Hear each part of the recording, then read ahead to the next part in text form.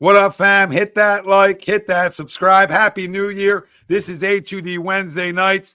Talking Eagles, not playing anybody. Sixers, only not playing one guy. We're going to break it all down. Let's go. I mean, how silly is that, man? We're talking about practice. The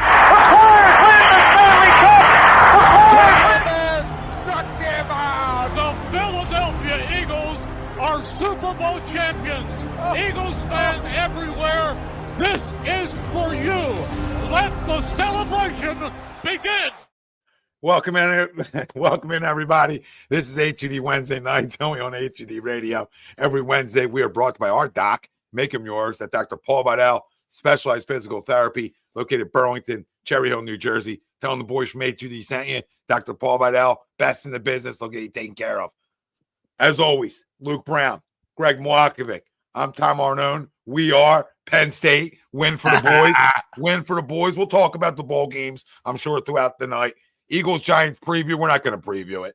We're going to talk about should he play, should he not have played. We're going to yell and scream about whatever side we're on, and we'll have fun with that later on in the show. But we'll talk about playoff matchups as well.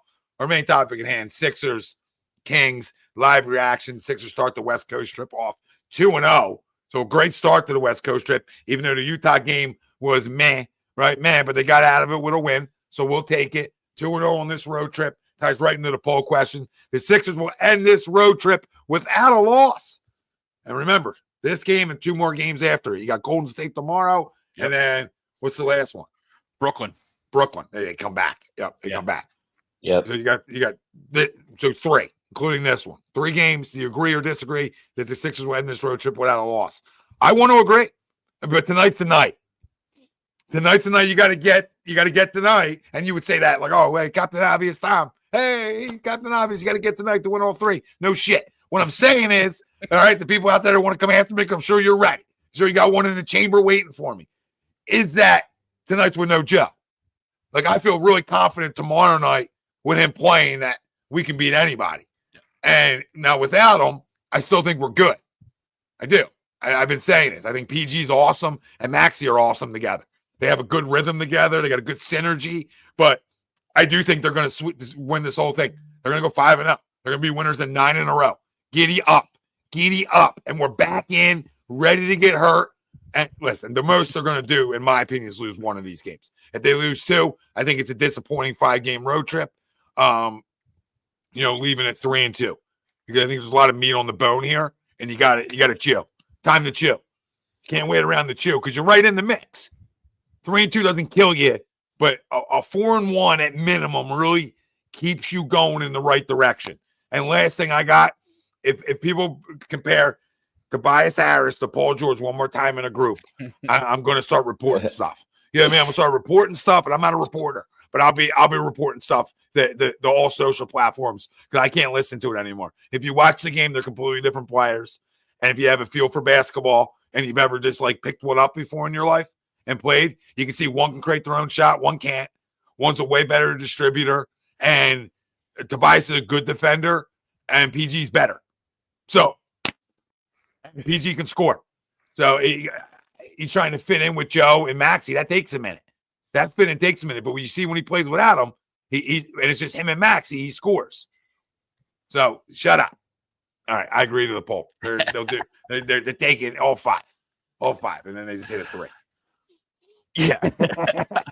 Hey, all 5. Yeah, I'm gonna shock you probably and agree as well. Wow. Which is probably a bad thing for Sixers and a bad thing for this stream tonight. But no, I mean they're 8-2 in their last 10, right, Tommy? As you mentioned, they've won 5 in a row coming into tonight. Tonight is the only game, but the Kings are playing like trash, right? They just fired Mike Brown. They're not playing very good. Even when they're playing at their level, I don't think they're as good as us, even without Joe, right? I mean, they're a decent team, but I don't think they have the firepower they do anymore that they can willingly handle a Tyrese, Maxey, and Paul George, even without Joel Embiid. So I think they get the dub tonight. I have a feeling it's going to be very similar to the Portland game, the Utah game, where it's where it might be struggles at times, but I think at the end, I think they're going to pull it out tonight, and that's going to lead into Joel returning tomorrow and getting a dub there. So, yeah, I'm going to agree to the poll. Love to say good to have you, but we know how that is. We definitely know how that is.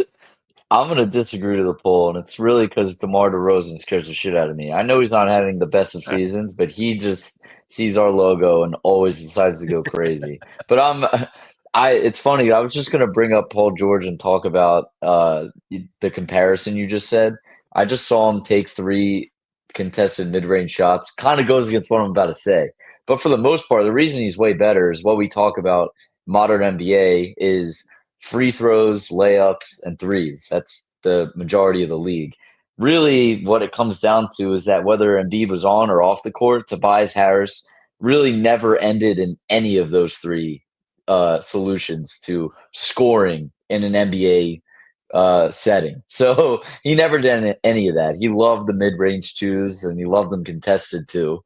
So he was a mess, especially in today's NBA. You don't really see that a lot from Paul George, so I'll take him all day. But we are. Let's go. We are. We are. Well, what do you think? Are we winning all 5 of these? No. It's going to be a close game, and I understand. Tonight's the one you feel like? Yeah, tonight's the one. Well, I get it. I trust Maxey in close situations, but I think especially in that Boston game, just Joel Embiid's presence defensively makes everyone's job so much harder. And I think in a close game, I get it. It's the Kings on a Wednesday on New Year's Day, so it's not that big of a deal. But since we are talking about it, I think that's why they lose this game. It's going to be close, and you can have all the scores in the world, but I mean, they're just way bigger, and a lot more. They have a lot more strength against the glass than we do without Joel, no doubt. Unless Andre Drummond shows up tonight, we'll see. Yeah, it's all about because Sabonis rebounds like a madman. Yeah, just him alone rebounds like a madman. So, you got to be able to match that somewhere without Joel. And like tonight, they started Yabusele, obviously at the 5 per se. Drummond hasn't entered. Now he just did actually. So Drummond just entered this game. But this is a game. This is a game to me. They're not good enough for me to be like tonight's a night where I can give the Sixers a loss, give them a freebie. That's fair. I feel like when you have George and Maxey, and I know Luke's spot on about the defensive presence about Embiid. That's not even up for debate what he helps you with there. But when you have these 2 guys, they just fired their coach. They're not really going in a great direction, you would think, right at the moment, even though I think they got a lot of talent. I just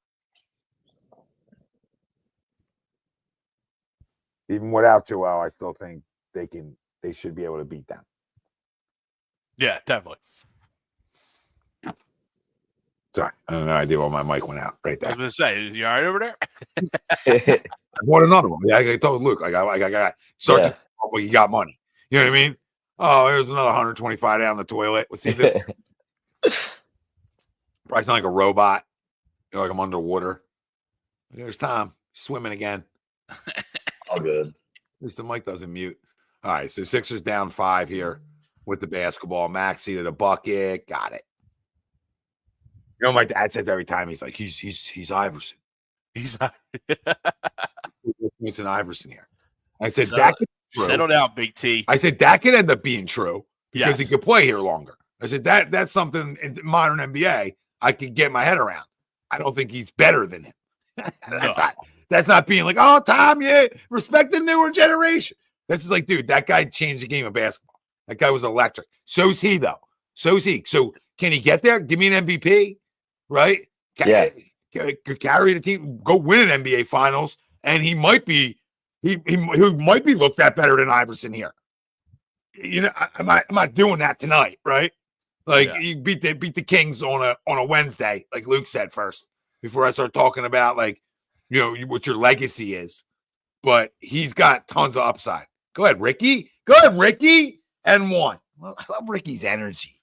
I love his energy. I'm tired of Eric Gordon. I'm sorry. I get it that all these guys aren't playing. There are, what is it, like 650, 550 players in the NBA. No room for him at this point.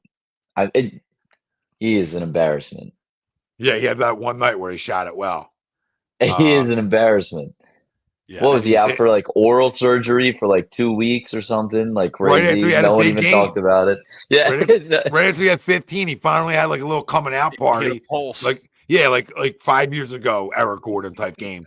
And you're like, okay, Eric. And yeah, he's No. not He is not it. I mean, he's fine regular season, give him minutes. I'd so much rather pay a young guy. I'd so much rather pay a young guy. Pay a young guy? Like, just give him the Eric Gordon, like, minimum deal, and then he'll give you, like, the player option if you want to come back and you had a bad year. I'd give it to some prove-it deal. Like, Ricky Council and Shake Milton, very similar contracts we handed out. They are under Eric team Gordon. control. Yeah, Eric and Gordon everything. for 3, by the way. Fuck Fuck you. you. Oh, you can't make this up. You can't make You're this ahead up. of me, but Don't worry, because I glazed Paul George tonight. He won't make another shot since the Yep. glazing. And Mikey Buck has got it on the bet. That ain't hitting now. But I don't mind Eric Gordon being on a roster because I think a veteran presence, a guy who's done it for a long time, a guy who can be respected, right? I think those kind of veteran pieces matter, where you just don't want all young guys when you're trying to win a championship off your bench. You need some veteran presence. You need these guys who have played in those types of games. Not that they're going to go give you 20 minutes, but there might be a situation where Eric Gordon can give you 10 in a playoff game and give you a 3 like that, give you hit you a big shot. So that's how I look at those guys. Anything more than that, anybody out there expecting would just be asking for, like, again, 5 years ago, Eric Gordon. the only thing that I look at it differently, though, because I know how old's Eric Gordon? 36. Probably, I know that his ceiling is real low. I know at maximum he'll give me probably 10 good games a year, and that's if we get everything out of that contract we just gave him. I'd rather just pay a young guy because I know that when he's on the court, I don't want him on the court anyway. I don't want to pay someone who's 36 years old. What's the deal? What's his deal? 1-year deal, right? His deal's a minimum. So I'd rather just give it to I'm not saying like we are stupid for giving Eric Gordon a minimum contract. No, but how many young guys do we have on our bench and then how many old guys? And you sort of break it down that way.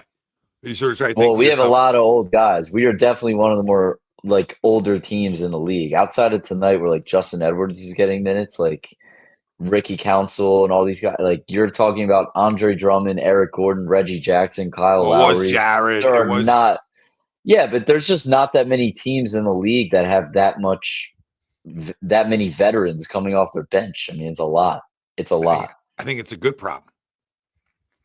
We might disagree on this one, and that's okay, right? But I like a veteran presence, but this is a lot. It's a lot. My God, I mean, I'm trying to be glass half full. You're half empty. When I'm really not. I'm back. I said I'm back. I'm in. I'm back. I mean, I'm ready to get hurt. You're young guys, but we would essentially had 2 young guys off our bench if McCain was healthy and Ricky. So you would sort of have like your 2 young guys there, and then it would be like I'm more so lobbying them in February to hopefully get a little bit younger. That's the goal. You're still trading. Absolutely, I'm trading. Absolutely. Well, we're young enough. We're not, but no, we're not. We're not. We're not. We're not. Oh, he hit that. Give me a foul call. Yup. Let's go. Martian, I have been seeing a lot of Lonnie Walker stuff. I don't know. I feel like if he was Boston's a pretty well-run team and organization. If they had him in there and they had no interest of him even making the team, maybe that's a tell-all sign. But I wouldn't be mad if they signed him. Why not? What up, Tone? Happy New Year. Tone says the issue is we shouldn't even have to talk about Gordon. The issue is PG is a shell. I disagree with that, actually. Yeah. I think PG's been good. I think he's starting to get his rhythm even more and more. You can see he can play, Tone. Like I won't just look at his numbers. I still think he has it. He definitely has it. He can definitely get to his own spot. Embiid sitting is something we got to deal with. But obviously when he plays, they're good. And they're even good when Maxey and George play. Yeah. So I mean, I disagree with you there. Not on Embiid sitting. I got no time for that. And he says, when you talk about Eric Gordon, he has Robert Horry type ability to hit a big shot in the playoffs, which I Oh my agree God. with. Marsh, I don't agree with that at not all. like Robert Horry. I'm not calling him Big Shot Bob, but a veteran that can hit. I said the If same he's thing. in the game, if we need a shot and he is in the game, we are rock bottom. We have hit complete rock bottom. No one's healthy. We have no shot to begin with. That will never happen. Ever. Not like it wouldn't be him hitting it in the fourth quarter. It would be him hitting a big three in the second. He shouldn't. If we're in the playoffs and he touches the basketball court, we are down real bad. Real bad. It is funny though, right? Like we have been linked to Eric Gordon for years. Yeah. Right? Especially since Daryl Morey has gotten here, right? It's always Buddy Hield. Yeah, it's the it's same always thing. been linked to Eric Gordon. And of course, when we get him, he's done. He's just done. Horrible. Well, at least Paul George isn't. And that's the big thing that I'm taking out of the start of tonight. 14 in the first quarter. I mean, a statement first quarter from Paul George, because there's been that conversation, and he's good. He's been really good. I mean, Joe, he had a stroke. I mean, that's what you're talking about, Joe. Yeah, I mean, he did. But when he plays, he's awesome still. Right, guys? I mean, right, Luke? Like, when he plays, he's still awesome. He still impacts the game. Look, I'm not trying to come at him. It's not his fault. I'm tired of Joe, but I'm tired of Joe in a lot of ways, but I'm not going to run from, like, when he plays, he's still dominant. He's still going to get you 30. I mean, what do you he had 37 35. the other night. He had 37 I thought we were still talking about Eric Gordon. I don't know who he's talking about. I don't know. I think he is talking about Eric Gordon. I think he is. Did Eric Gordon have a stroke? Listen, I didn't come on here planning the shit on Eric Gordon for 2 hours. I didn't know. I didn't know. Yeah. Well, I don't know why we're still even on EG. Like, I care about, like real life. I didn't know this either, and I cared about Eric Gordon like 5 years ago. I did not know that either. I didn't know that. This is unbelievable. I learn something new every night. Bombs. Welcome to 2025. Tony just tells me Eric Gordon had a stroke. He's still looking at the three pretty well. I mean, talk about rebound. It's a good rebound. Did he have a stroke? Happy New Year, Pove. Yeah, no, he didn't. Yeah, no. I was thinking the same thing. I was thinking the same thing. I mean, there's no way he had a stroke.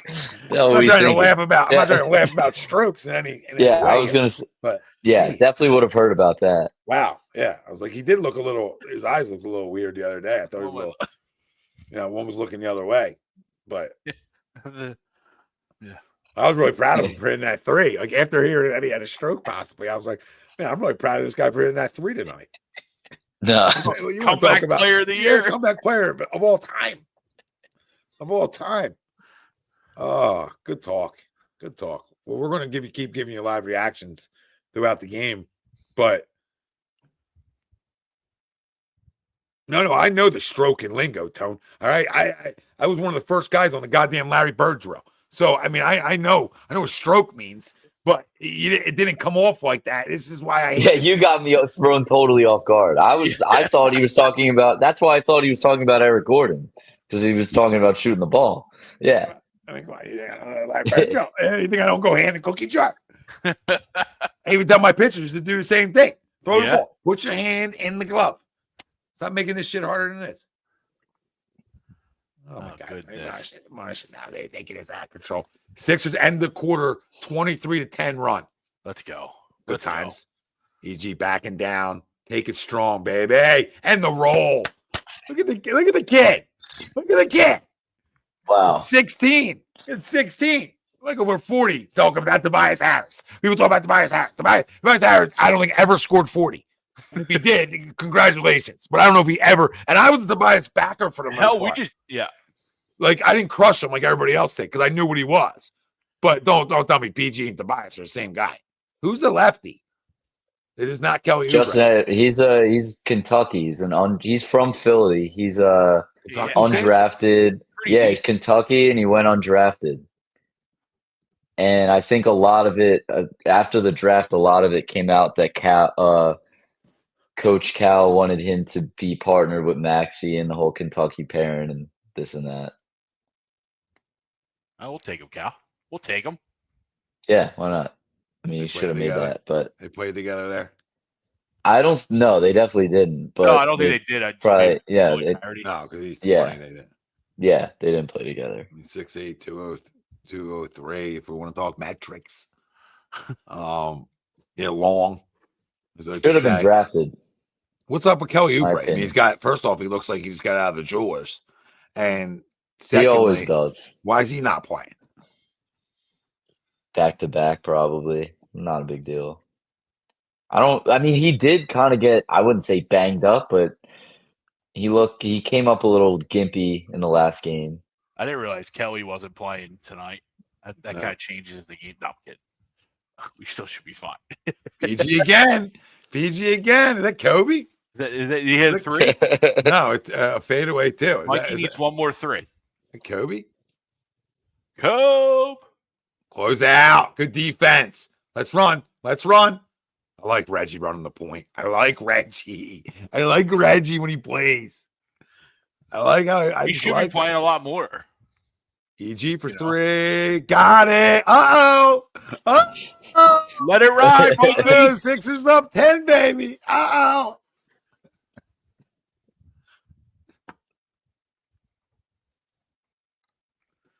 Yeah, you got dictionary spells for Saquon?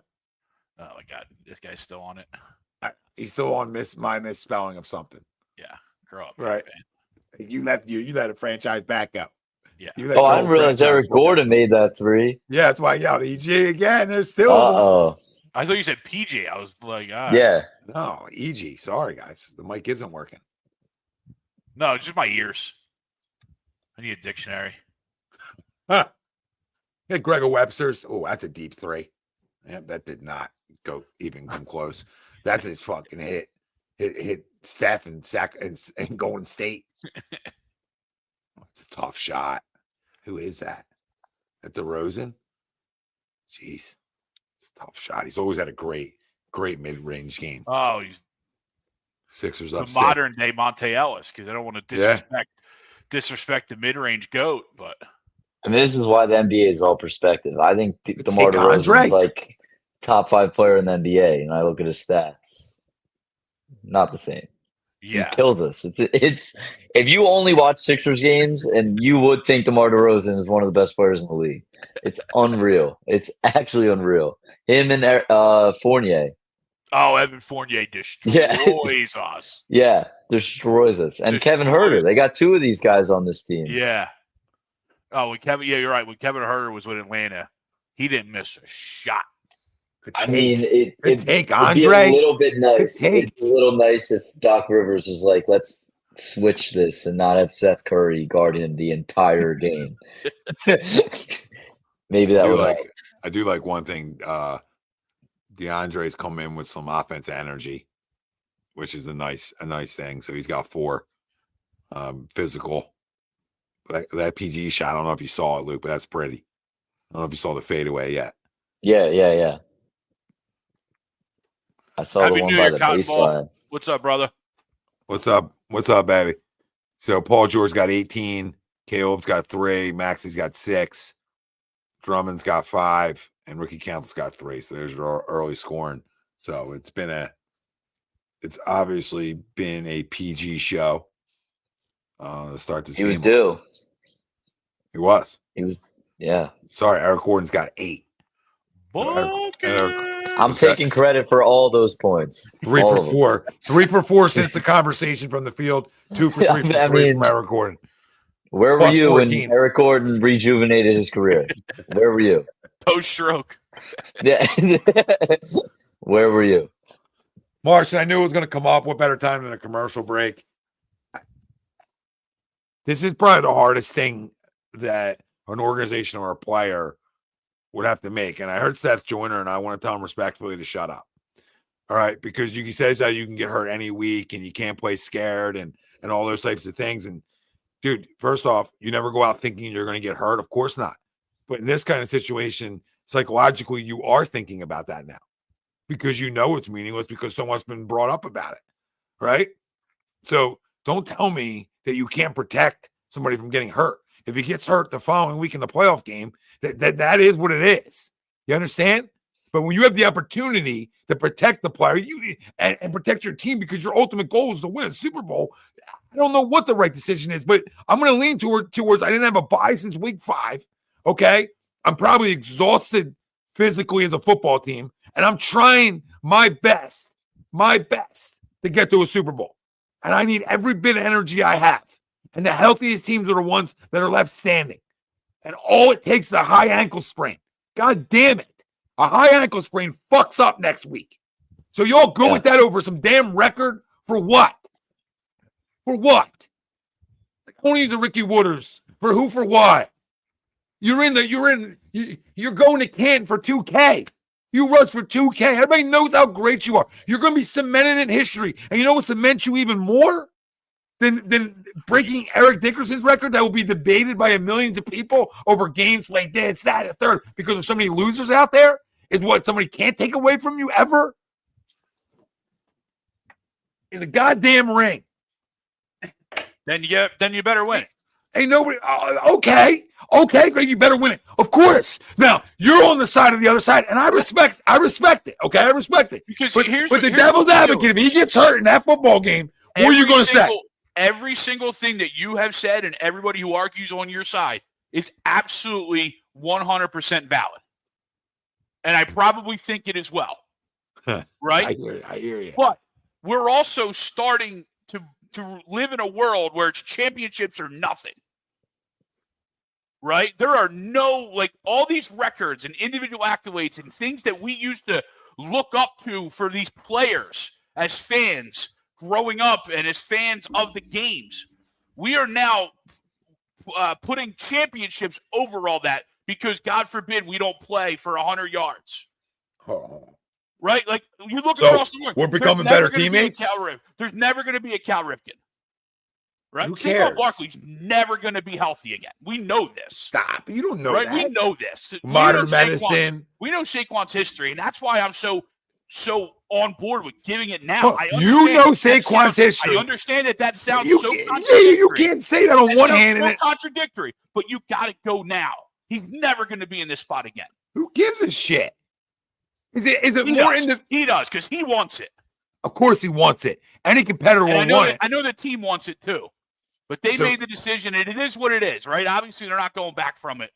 But I just think we're just in a bad spot right now because we're going to put it all in, and you're not wrong, right? And anybody who says that is not wrong. You could get hurt, right? We need a championship. There's bigger things to play with. You're absolutely correct. But at the same time, you can celebrate little wins and big accomplishments along the way. So if we're going to pull this, then we got to go win it. And I don't know. It feels like this might be a chink in the locker room, to be honest with you. Would you stop it? Would you knock it off? a chink. And you're going to now. You're what? Who was the Carson guy that did all the reports back in the day? What was his name? You guys remember Sam Flippo? Oh, yeah. Yeah. You sound like Sam Flippo. You're just going to start throwing darts.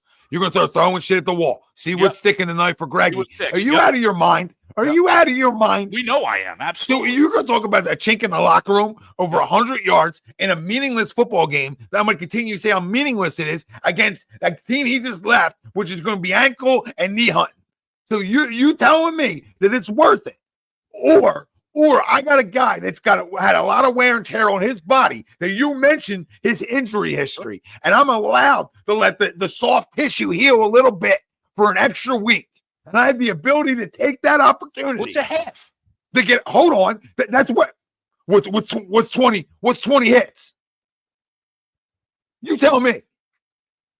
You've been hit. He played the game was mean. It meant something. Oh, you've been hitting 30? Like you ever I can't get out of bed anymore. No, I'm just saying, like in general, you ever hit the ground and 30 and under? Like don't tell me, don't sit here and tell me. And I love that, and I love players playing, right? I'm the players play guy. Everybody wanted to praise Dan Campbell in a meaningless football game. No, because that's not Greg. Stop. How is that different? How is that different? It's a lot different. How? Are we okay tonight? No, it's too late for this because one, he's fighting for the 1 seed, which he gets the 1 seed. He sure as hell doesn't want 2 buys in 3 weeks. Greg, would you wake up? There's overkill buys too. And you don't think San Fran hates Detroit just like the Giants hate us?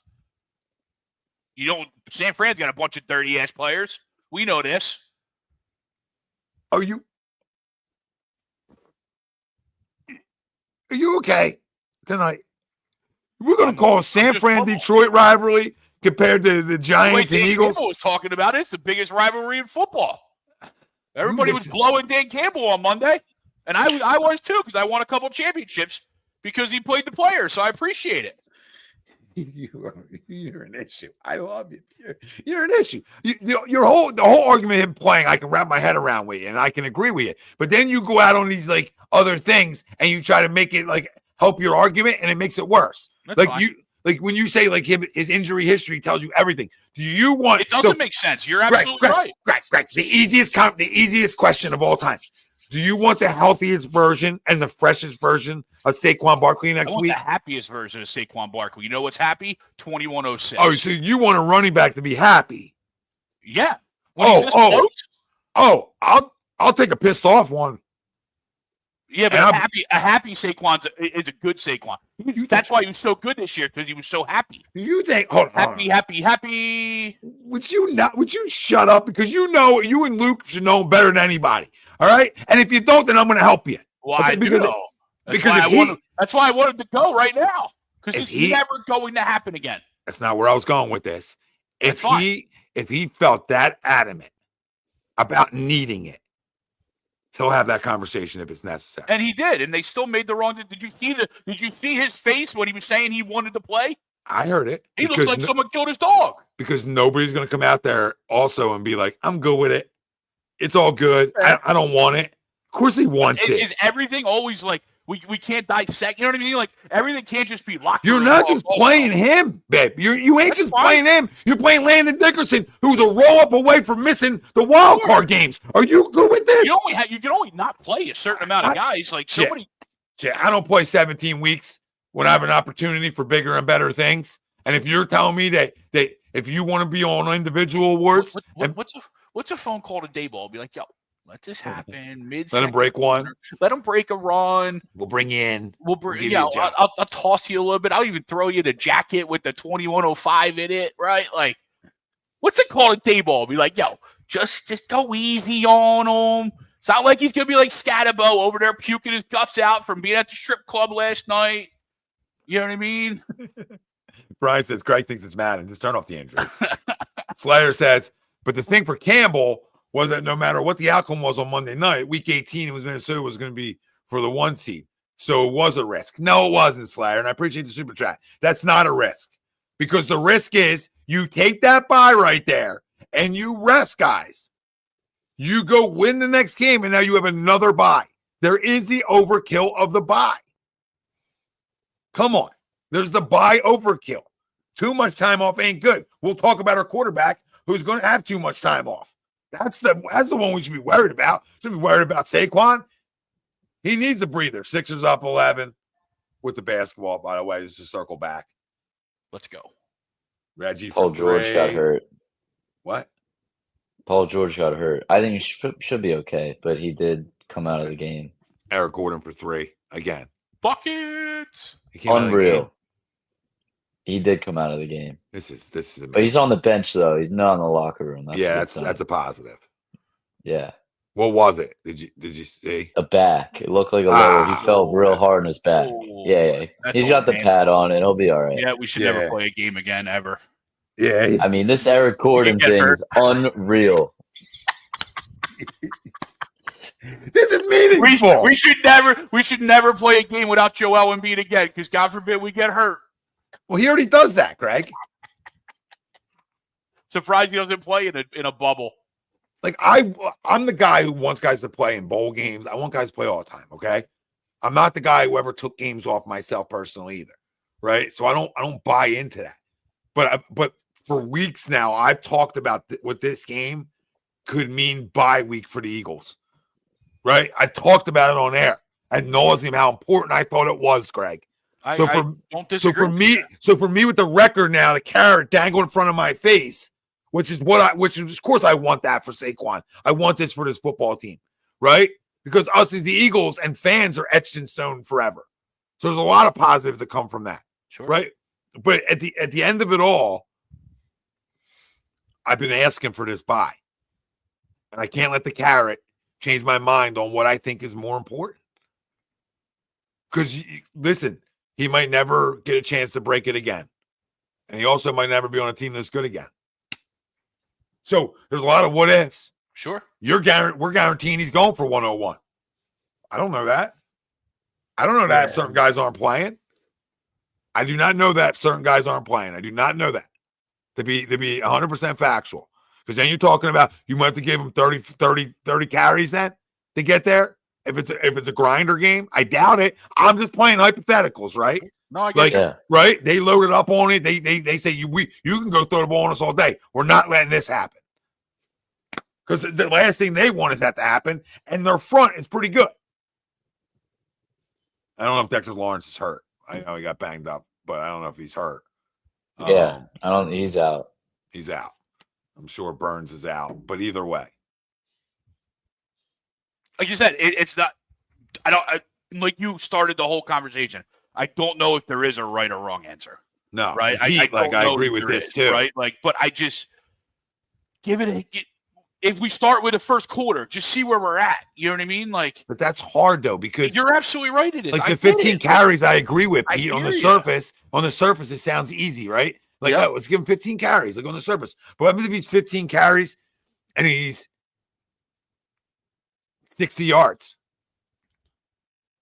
Right now we're on our way to that 30 carry mark, and I get like just the wear and tear, the opportunity for a high ankle sprain, the opportunity for a hammy, and that can be any week. I get that, but those people on that side don't make sense when it's meaningless. That's where those people don't have a goddamn argument. Yeah, it can happen any week. That Joyner, I know. I play sports. It can happen anytime. But if you can protect it from happening, that's 101.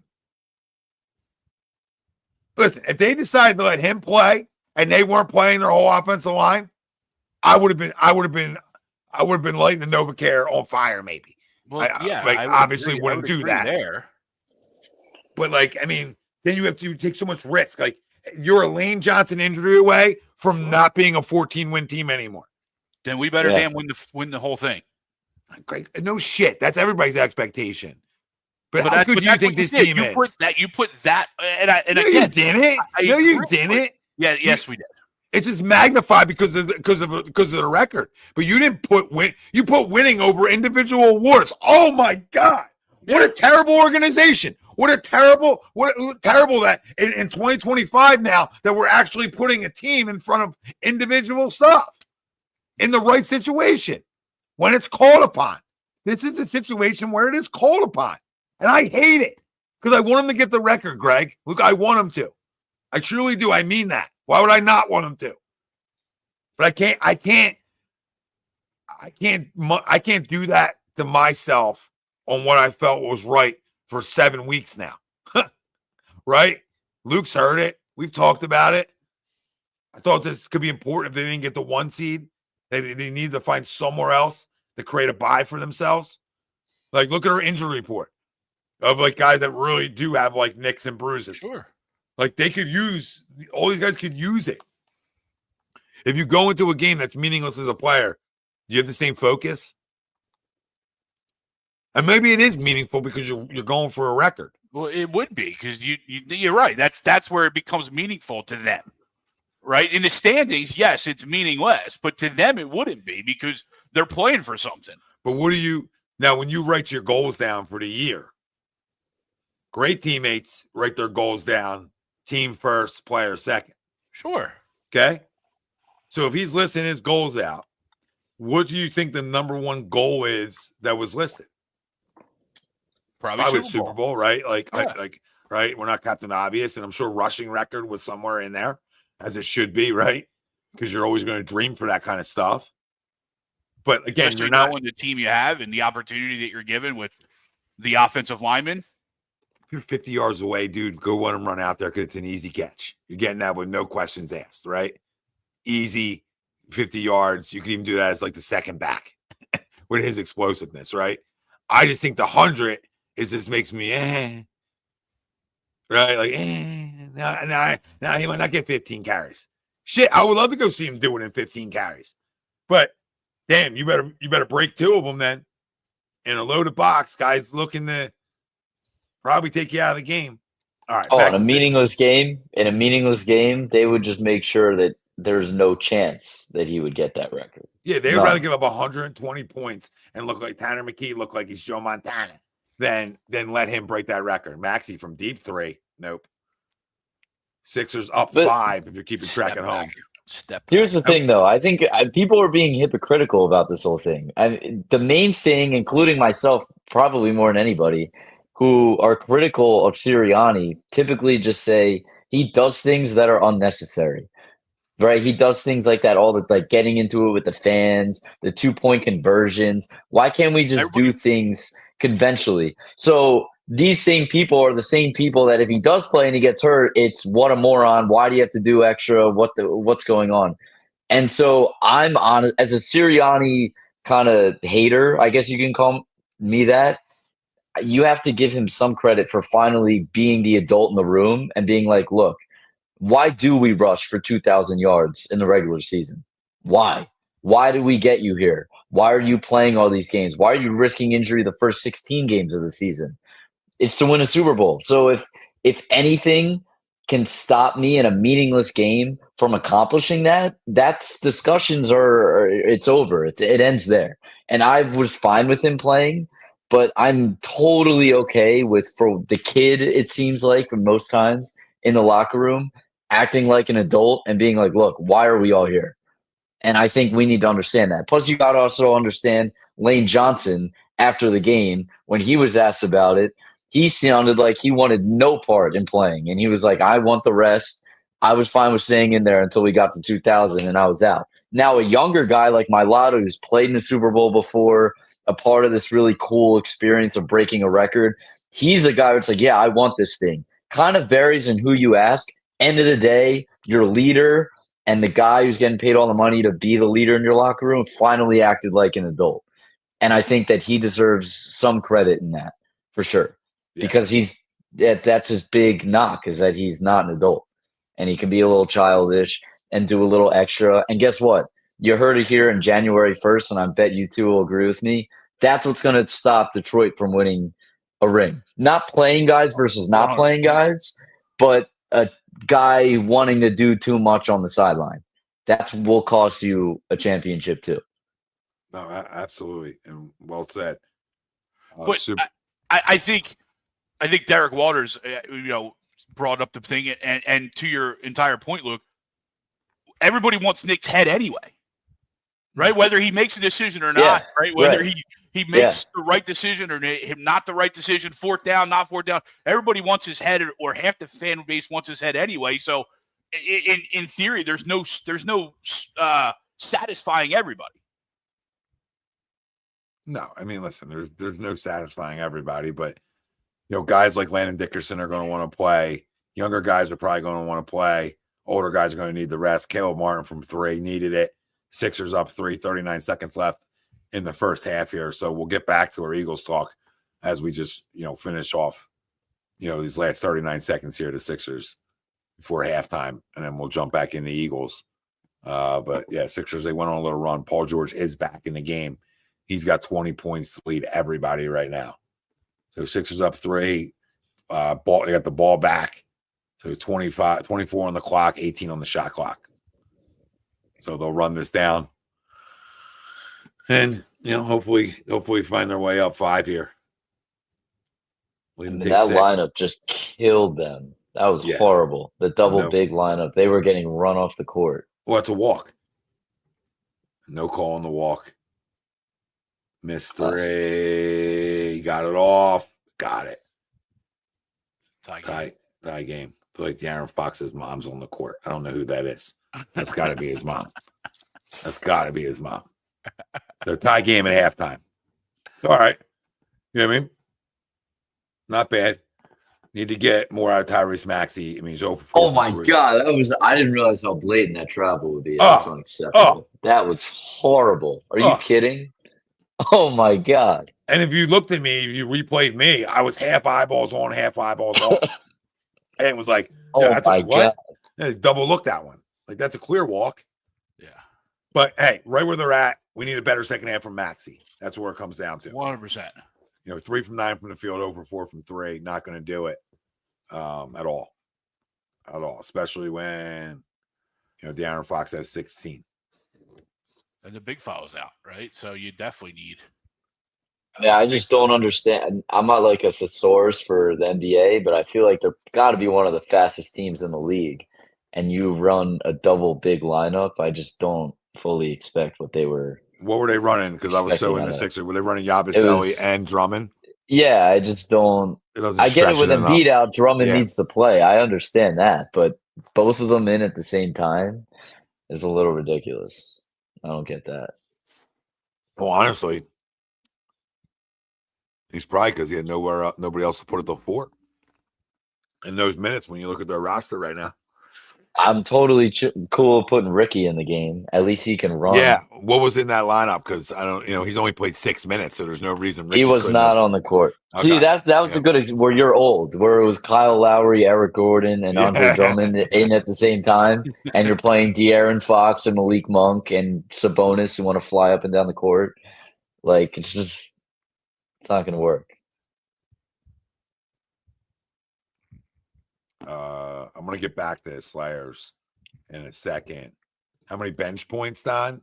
11, 3 is 14, 8 is 22, and 3 is 5. So 25 bench points, a lot of bench points. Ton. That's why they got 57. So they've absolutely answered the bench point bell. But like I said, the only difference of them not winning is Yabusele is pointless. Kyle Lowry as expected, but both of them are 0 for 2 and both 0 for 2 from 3 with no points. So cardio nights for those two right now. And Tyrese Maxey has 6 points. So you have 26, 32. You have 32 points in your starting lineup at half, and 20 are coming from one guy. Yeah. Who I don't think overshot to get his 20 either. Yeah, and I don't think I know. He's 7 for 11. So I wouldn't call that overshooting. So yeah, guys got to play better. Yeah, look like tire legs. Look like the little tire legs, which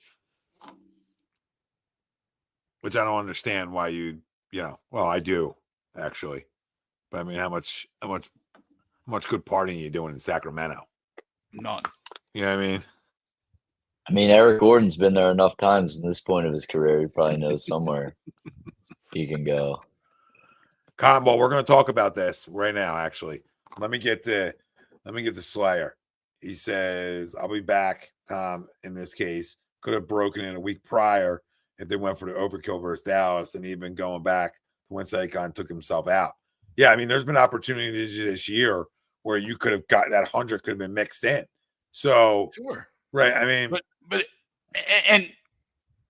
like last week at 34-7, once you get to 2,000, that you do pull him, right? Because in 34-7 game, he shouldn't be in there, right? We were going live with CJGJ when he got hurt, right? So like in that game alone, that's where you do pull him in that. You get to 2,000, and then you reset, and then you reevaluate. And I reevaluate and go for it. Because the same thing, you could go back and we want the 1 seed. We should have beat Washington. Should have caught the ball against. We should have caught the ball against Atlanta. We should have caught the ball against Washington, and we beat a 1 seed. And we wouldn't have to worry about all this. You just said I would have when you got the 2K. Again, I've always said my argument doesn't make logical sense. No, you said in a meaningless it's game. Purely emotional, purely homer, and purely I want him to get the record. It's it. I got you, but you can't stop leading with stuff that's wrong. You can't say that. You said in a meaningless game you wanted him out of there, but then you roll 34-7, and we're playing a Giants practice. What more is he going to do? I don't think we got another possession. Well, no, they clearly. I mean, Dwayne Johnson said himself they wanted the 2,000. That was their milestone. They were cool with that. Yeah, they were cool with that. And once they got that, they were fine with it. Yeah, they went into this game knowing that they probably weren't going for this the final week of the season. They went into it knowing. So their main goal was that 2K mark. Okay. Yeah. And if more runs would have been broken and more opportunities, they wouldn't have been mad about it. Like I'm telling you, if he would have walked into the game with 25 yards away, they're obviously letting him do it, Greg, right? 30 yards away, that's not even up for debate. Like, how about this? How about this? Honestly, I just came up with this. If Jalen Hurts never got hurt in that Washington game, he would have the record already right now. I completely agree. I don't disagree there. Yeah. He would have it right now, and that would be it. I've never thought about it that way, but it's true. No. There's no one more coming from a Penn State guy and an Eagles fan, obviously. There's no one more on the planet I'd rather have as the leading rusher in the history of the NFL. I love Saquon Barkley to death. But on the flip side of that, there's also no one I'd rather have represent the Eagles as their best player on a Super Bowl winning team than Saquon Barkley. And I'll leave it at that. Well, and I think that carries way more weight moving forward. Now at the end of his career, I don't know. That's the way I see it. Yeah. And any decision you make, I think this is a rare case, especially in this city where people just hate on quarterbacks for fun. I think he can't do anything wrong, Saquon. He can't. He would be the hero in this team if they went on to win a Super Bowl. Look, I completely agree with you. And the one thing is, like, we talk about pitchers only have so many bullets in the chamber.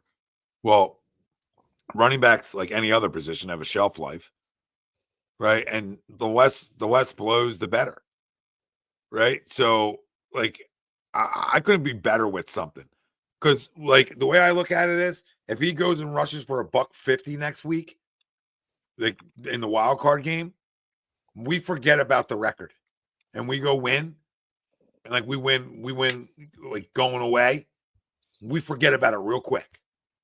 Okay. Let me tell you, Greg, if we're playing an NFC title game, we ain't talking about the goddamn record, baby. If we're winning playoff games, the record gets forgotten about to a point. Now, if you want to talk to me, if we lose, but I still think it's going to be absolutely all in the conversation. What could have been? Why? What could have been? Because the city isn't logical. No, you're not logical. I'll give you that one. We know don't start putting the city on. But the city isn't logical. Nobody said that. Nobody said that's not true. But you're not logical with your thought process here, because you think it's going to be a topic of conversation weekly. Yeah. Like that, we're going to be talking about after playoff wins. Like, oh yeah, there's a win in the NFC title game going on a Super Bowl. What could have been? We could have both. Like, if you're that guy, credit to you. We've been doing shows long enough. You know, I'm that guy. You are that guy, and I love you to death for being that guy. But there's times where you couldn't be more wrong. Because if we fall short, this is going to come up. Oh, stop it! So you're gonna blame it on this, and we come up short, Greg? Yes. Would you stop? You got the biggest shortcomings on your chest ever right now. 100%. Right? And on your hat, on your head. They're pathetic. All right, and you're going to talk to me about shortcomings. 100%. They're pathetic. You'll make me start going after your boy right now. I don't want to do this tonight. Keys, you can have both of everything too. All right, but if you want your cake and eat it too, the consequences come with that shit. That's all. I got no problem with him playing. But I don't want to hear from nobody bitching and moaning if something happens to any of those guys. That's all. Because you're all going to be up in arms. Well, we shouldn't have did it. Guys are going to double back like they never said he should have played in the first place. I know exactly how this is going to go. And there'll be guys like Greg who stand on their hill and say, I'll stay it. I won't run from it. No, I know you won't. Right? So, but there'll be guys who double back and say that, like, I never said that. He should have never played. We should fire Nick. You know how much fire Nick would be talking about? And like, I'm off the fire Nick wagon. I know Luke is too. Guys won too many football games to be talking about getting fired. We should be extending him right now. He should have already been extended. But that's what I was saying. Like, it doesn't. Well, regardless, we can debate that. But regardless, you want to do that right now? I mean, no. Okay. We don't have to. All right. No, but I'm saying regardless, people are going to want his head anyway, right? Like, that's what I was saying. Like, it doesn't matter what decision he makes or how many football games he wins. People are going to want his head. Yeah, I agree with you. But the main reason why people want his head is because he's immature. And I think for once he finally made a Did he make the not like decision? I think he definitely played a long part of it, for sure. I mean, the guy goes up to you and says, "I want to play," and then you come back and you say, "Yeah, he's not playing." So was that his decision, or is that the organization's decision? Can we stop? I can't wait to get in locker rooms. Can we stop, please? Because I'll end this in locker rooms real quick. What you just did, okay? Because this isn't hard to connect dots here. This is toddler shit. This is toddler shit. You think he's gonna come out then and say, "Oh, I told Nick I didn't want to play"? Come on, man. You think that their conversation What wasn't? answer you're going to give when you're given the question? You're going to tell Yeah, them the my truth? point to you is, you think this conversation wasn't in depth? You think sure that they? I'm sure it was you more in think depth they than just yes, I want to play. Do you think they left the room and doors were getting slammed, and guys were feeling a certain type of way, or do you think this was a mutual situation? This is a franchise player. This is no. Hold on. This is a franchise player. This is one of the faces of the league right now, and you think that this wasn't a mutual conversation from the fanboy that is Nick Sirianni? Do you really think that this was just? You call me a Sirianni fanboy? No, I called Nick a fanboy of his players. Oh, okay. I'm sorry. Do you think like Coach Nick, loves everybody? You think Coach Nick is going to do something that's going to hurt a player or hurt the locker room or any of those types of things, Greg? Because if you believe that, or anybody believes that, I wouldn't. Well, you said it earlier. Up until decisions were made, I thought he had a great feel of the locker room. You're out of your damn mind. What's in the stocking? I mean, crack cocaine behind you. What is in the stocking? Yeah. Because what you said chink in the armor earlier because of a rushing record? Well, let Eric have it. Who gives a shit? He sounds disgruntled anyway. He's a scumbag. He's come out. He needs it. He needs it. He obviously needs it more than anything because he is a scumbag, which makes me want to break it. That's why I want to break it more. But Conball said it true. I know, Greg, that what ifs. Like, he can get hurt. I get it, right? But this offensive line isn't going anywhere. The majority of it, it's young. This isn't like in the amount of games you play, 17 games now you're playing in a season. It's not crazy to get there if you're good and you stay healthy. It's doable for any like superior back. It really is more than ever. Now, he was doing it on less carries, which is even more amazing. But you factor those things in when you go back and look at it. I told you 2K goes to Canton. 2K gets his place in Canton. No. It's not so easy. Why didn't Derrick Henry do it? Do what? If it's so easy, how come Derrick Henry hasn't done it? Because he's not as good as Saquon Saquon Barkley. It's easy at all. I don't think I'm not saying it's easy. No. Hold on. Let me rephrase it then. I think for superstars, they have a chance to get it again. I think when you're this electric, he has a chance to get it again. When you're playing with this type of offensive line. And I got a chance to marry a supermodel. It ain't happening. No, you don't, though. I do. So and neither do I. Like, you know what I mean? Like, and you are a supermodel. I'm sorry, babe. You know what I mean? But like, you know what I mean? You're just not an IG supermodel in today's world. As you know, Greg, would you stop it? Because certain what ifs aren't realistic what ifs. This isn't Coach Sean dream big hashtags here, right? Like, I mean, you can't dream too big sometimes. Yeah, Cotton, he did. But he did it in a shorter season, too, less games. Yeah. But my point is it's doable for elite. Like, I would even make a case like Bijan Robinson at some point is a guy that can go do that. Like, there's guys out there and that are going to have the opportunity to get close to it. I'm not saying break it, right? But the opportunity is going to be here again. We'll talk about it in the next 3 to 5 years. There's going to be other guys, or maybe even Saquon again, that's in the conversation again. Because in those 4-year, 3-year deal, he'll be healthy for 2 of them, right? I feel like he'll be mostly healthy for 2, and there's going to be 1 where I feel like I got a 6-gamer waiting, right? But let's just hope he's healthy for all of them. Guy takes care of his body, right? He looks delicious, obviously, and he's not getting hit behind the line of scrimmage, which gets you hurt more, in my opinion. Right? Like, I think when you're doing the hitting and you're the one already getting ahead of steam going, right? Your contact's less than when you're getting handoff like in New York and you got to dip and dodge right off Jump Street and you can't have patience to your game. right? I think it's so important to staying healthy. When you're trying to do too much on the football field, your chances of getting hurt go up. They go up. It's simple, especially at that position and the hits you take. Surprised he wasn't hurt more, honestly, on how bad Daniel Jones is. You know what I mean? I'm surprised the guy wasn't hurt his whole career.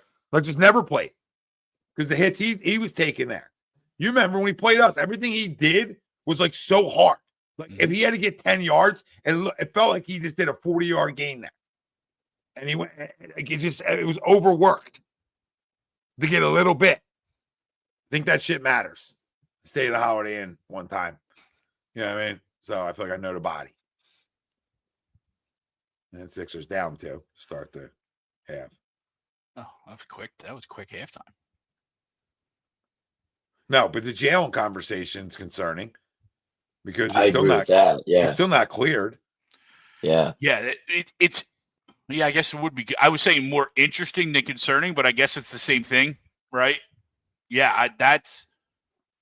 But I also wonder. I mean, I guess we're going to go back to the meaningless game. I also wonder how much they're trying to push it because of the game, right? Like, I think there's roster there's roster flexibility you have if you stay. He's still in concussion protocol, like with the likes of Ian Book being able to be active and not count. I don't know exactly what it is, but I wonder if that's part of it, right? The gamesmanship of the roster, because now you're down 2 with Kenny. So you think he's really cleared, but they're just holding off on just activating him?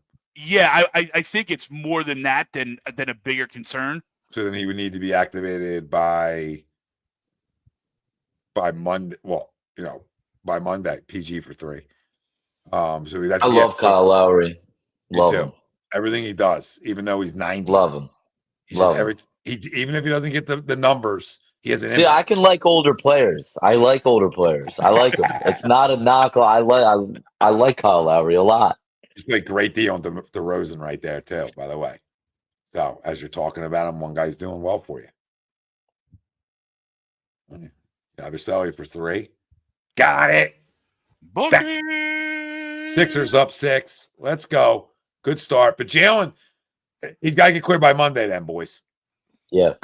Because if he's not cleared by Monday, then it's not some games in the ship. And this is. I would agree there. I don't. Almost like after the game. Yep, Jalen's good. yeah, Jalen's practicing.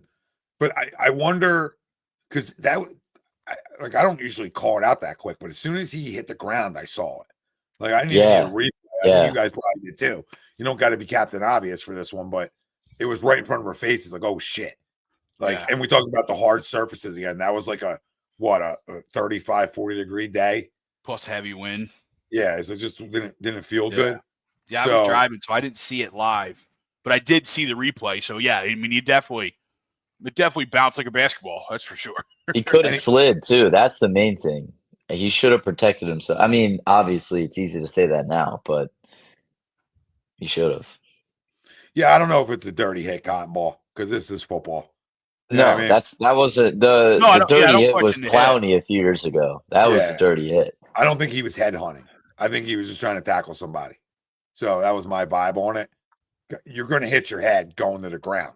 It's natural. There's no way to essentially protect your head from hitting the ground besides just continuing to get the helmets better and better, which is hard. How about that Arizona State no call today too? Oh, dirty hit. You would love it. You would love it. I don't want to. Well, I guess it ultimately did. No, Greg, because they didn't play good enough. They deserved to lose that game. I had a parlay, so I needed. No, I get where you're at. Totally understandable. But I didn't think it was. Yes, the helmets hit, but I didn't think it was targeting. Right, you have to lower or elevate your helmet. You have to aim for someone's head. Yeah, he was just wrapped him up. That's all it was. He just collided. I agree. Collided. I agree. He didn't go after it. Where he was in terms of when he caught the ball, almost made it impossible to control your body. I feel like if he would have went shoulder to midsection, that would have been more of a worse hit than what had happened. You know what I mean? If you come in shoulder to midsection, dude's dead. Yeah, I agree. Yeah. And then they're calling the flag again. It looked bad because, again, it happened so quick. Yeah. Again, you don't have time to control your body. I sort of take away targeting, right?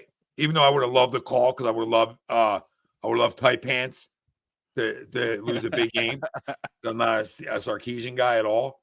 But yeah, and I don't think Ewers, or however I say he's fucking Ewers. Name. Come on, Caleb. The next Oregon quarterback for $8 million. Yeah, next Oregon guy. Is it 6 now? I think I heard 6. Yeah, 6. Yeah, 6.5. Oh, I mean, here's Greg. I want to prompt you this. I'm curious. I get it. He said he's coming back, and he probably has something already written down that he's under contract or whatever the hell it works now, NIL. But say Penn State goes and they beat Georgia, Notre Dame, whoever the hell it is, and Drew looks fantastic. He throws for 4 touchdowns. I think it's not likely, but definitely on the table as a possibility. And he then says, well, I really screwed up. I should have went to the draft. You still can. And is that it? No, he can, but is it a realistic possibility?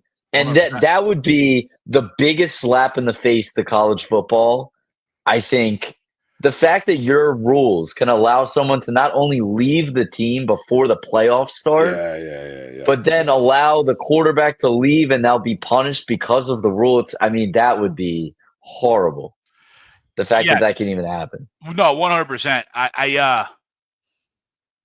It's I still would come out, but it's so hard to demean guys for going back to school these days because of the bags they're getting. Like Quinn Ewers might, at this point, probably isn't a first-round draft pick. No, right? definitely probably not. A second or third round pick. Or Oregon will help him get there.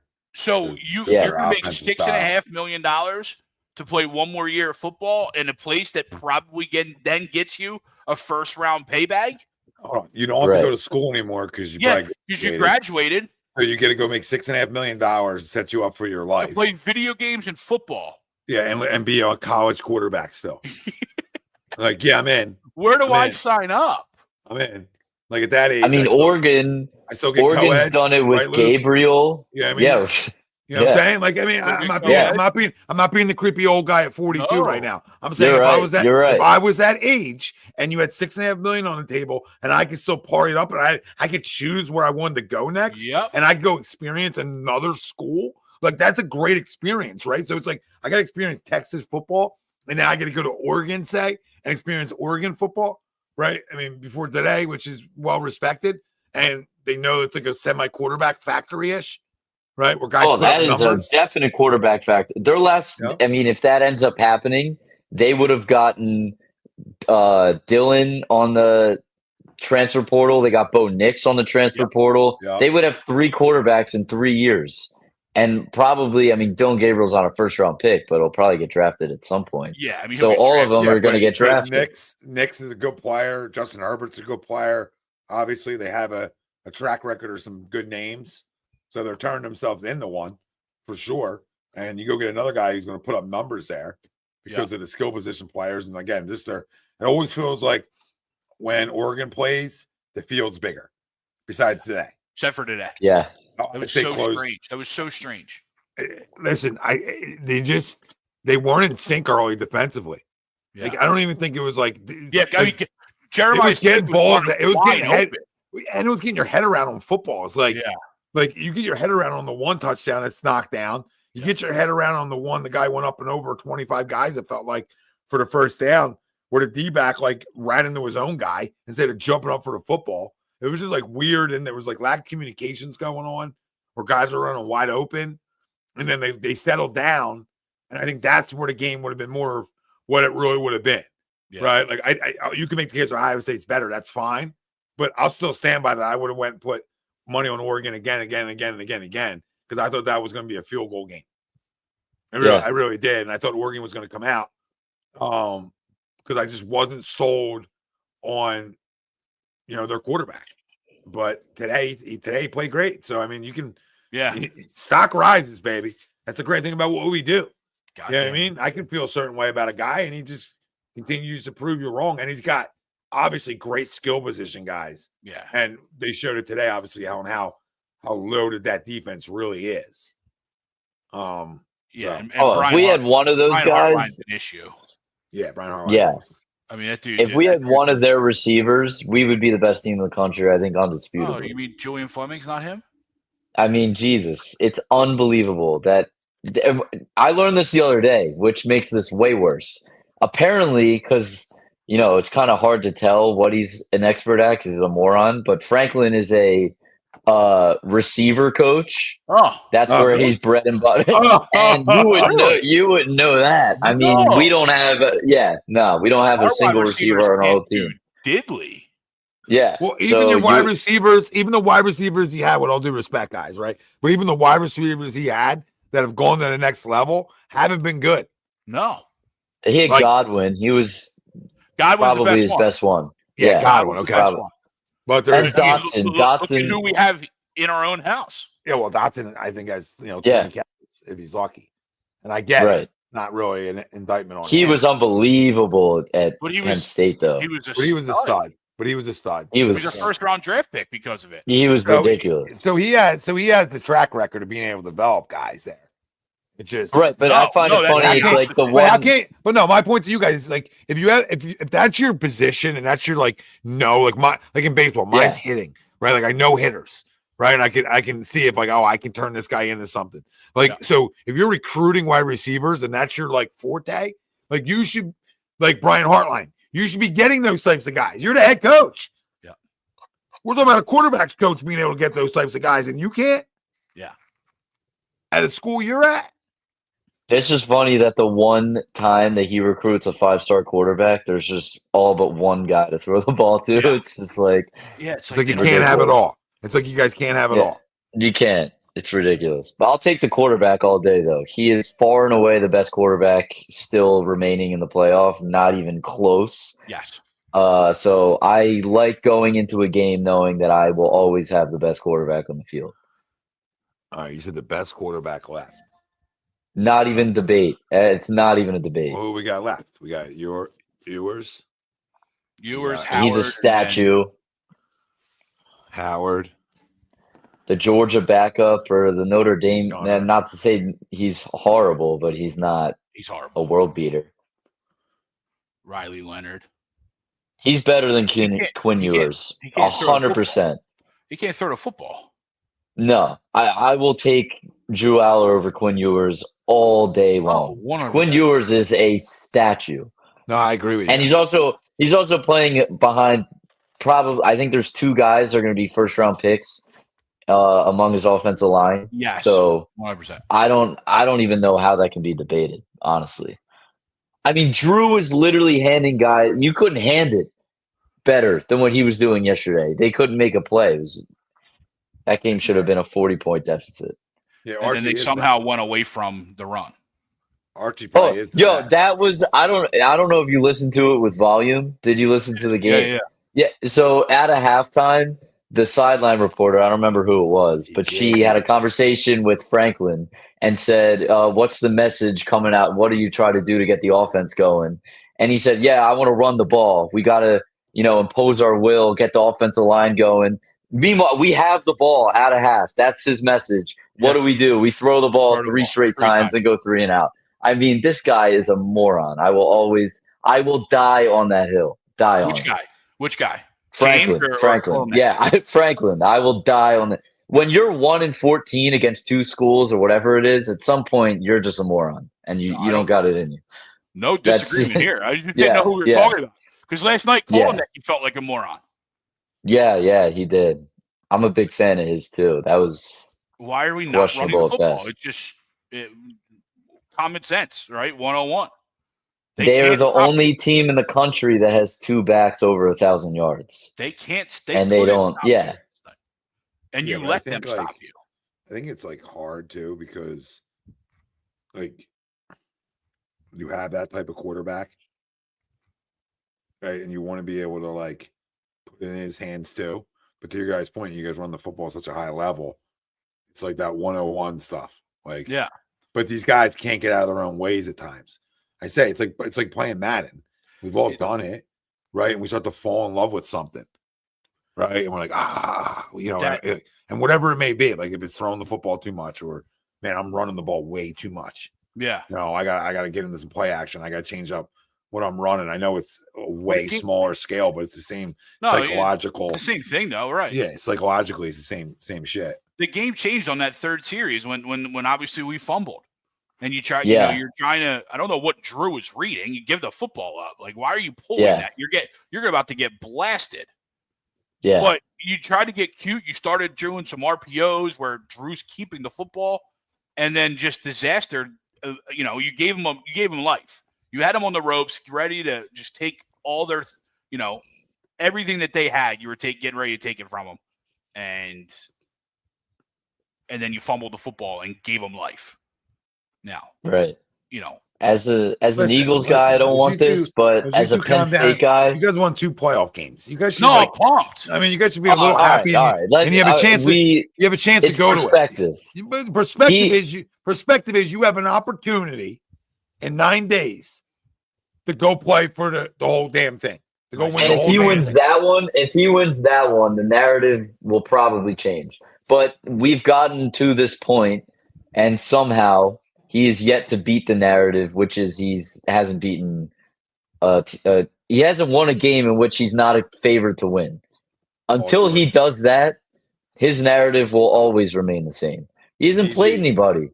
No, I agree with you, but PG wins. Which again, it's not his fault. 30. PG with 30. Just saying. And he got his third. He got his third. Mikey cashed the ticket. Yep, 11 for 17 from the field, 4 for 5 from 3. Sick in bed cashing tickets. And Tyrese has been a lot better here in the second half. But no, you're right, Luke. You're right. You got to beat somebody better than you in the national eyes to be able to overcome that stigma. And until you do it, it's going to be there. You're better than Boise. Should have won it. People can say it could have, that Boise is better than people think they are. That's fine. They're not a Power 5 type team you think you're playing. No. And then obviously we know what SMU is. So, it is what it is. You won games you're supposed to win. I always give credit there because you could be like Sarkisian today, who almost blew a fucking game. So, it goes both ways. You got to win those games. But I don't care who it is, Notre Dame or Georgia, whoever comes out of that, that's that statement game for James Franklin. If he wants to ever change that narrative. Yes. Yabusele, Sixers up 6, 3 minutes to go here in the third. If we want to circle back. Yeah, and last thing on that, because you're right, Tommy. Perception's going to say Notre Dame and Georgia are better than Penn State, right? That's going to be the perception. Even though I don't know if Georgia is. Even though both of them aren't at this point. But whoever beats, the point is if Georgia beats Notre Dame with Gunner, right, then they're obviously legit. He obviously can play. So they would come in. Georgia, the perspective would be Georgia's better than Penn State then because they just beat Notre Dame. Would be favored. Yep, right. Same thing. No, that's all today. Penn State is a point underdog against both teams as of today. Okay, a point. Close. I think that changes. Like if Georgia goes out there and he spins it around the yard, right? Then that narrative changes on how good they are. Penn State Notre Dame doesn't gain anything by it because they're playing a backup. In my opinion, that line won't change a lot. Unless they totally up front looks like they're dominating them. It's all going to be how the perspective after this game, which, sadly, didn't happen tonight. And we send our thoughts and prayers to everybody affected in New Orleans this morning. Terrible. And things are bigger than football though. So, I know there's people, hey, you got to play it. There's safety reasons on why he's just, hey, it can be done tomorrow. We got all our resources on something else. You can't thin out your resources. That's 101, and it's a football game. These guys will be ready to play, and a day off ain't going to hurt them. A day off gives you a little bit more time for film, a little bit more time for, if you didn't get the right rest you were hoping for, whatever it may be, you get a second opportunity. Yeah. So obviously there's bigger problems than this in the world, but I was wondering if now you kind of have to move the next game too. Because Penn State could get out of this. Yeah, if you're getting more than a week's rest and the other team is getting would be 2 days less rest, I feel like that is a huge advantage. And you're also Not that it matters because he probably won't learn anything, but you're giving James Franklin an opportunity to sit down and watch a full game and have, He probably won't learn anything. Yeah, They he probably won't learn anything from it, but it'll, at least we'll get that advantage. They won't because it's over a week away. Well, the game, now it's Thursday, so the game is Thursday. The 9th. Right, so it's a week on the dot versus Penn State getting tomorrow's the second. Yeah, so it's a normal week versus but the bowl games they normally they hype it up and they give you extra time to rest and travel, media, and all that kind of stuff. But that would there's a whole day dedicated to media. You're not practicing. The only thing they could do is move it to like the 11th, right? But But then that gives another team an extra day advantage on the other team. Yeah, but they were getting that anyway because their 2 games are on 2 different days this year for some reason. So the winner of Penn State, Notre Dame, or Georgia gets an advantage of having the extra day. So you sort of make it back on the back end if you win. I get your point though, but they ain't moving nothing. TV don't move shit. You're probably right. TV ain't moving nothing. It's too much moving parts. They won't do it. And like tickets wise and stuff that's like already out there. Like I'm sure Penn State fans already been scooping up tickets as they should. Oh, we get free tickets go tomorrow. I think season tickets got to make a decision by tomorrow. You got free ones? Students get them for free. Yeah, you go because it takes. That'll be a last second call. We'll see. Where's it? Where's that? Texas? Miami. That's right. The other game's in Arlington. Yeah. That'd be a great time. But I mean, maybe I'm not the right guy to say this because Eric Gordon's having career night tonight. But I think that if we play Georgia, if Kirby Smart gets a week to prepare against James Franklin, I think that there is no chance. I get it; the game would be very close, but the final score, there's no chance that Penn State comes on top in that game, in that matchup. Let me tell you that. Couldn't agree with you more. No chance. None. I'm not a Notre Dame guy at all, but for our sake, that's I'm who you want. Win. That's who you want. Let's be real. And I think they're good. They're good. Don't get me wrong. I'm not a Notre Dame guy, but they're good. I'm not going to say they're not. But Georgia's a different beast if they win that game. That's the whole point. If Georgia wins that game, I want no parts of that. Because that means they can play. Even without Stenson. Well, the defense is always going to be there. It's what does John Gunner Stockton but it's not as good as it was. Correct. Right. But against us, you already that game will end 13-10, and it'll be just like Ohio State. It'll be a miserable watch, and we will lose, and we will not be able to get a first down the whole game. We'll probably get a defensive touchdown. It'll be the same thing. Yeah, it'll be Ohio State all over again. Yeah, because the defense doesn't have a new quarterback coming in, right? The defense is always going to be the defense. Yeah, and they're legit.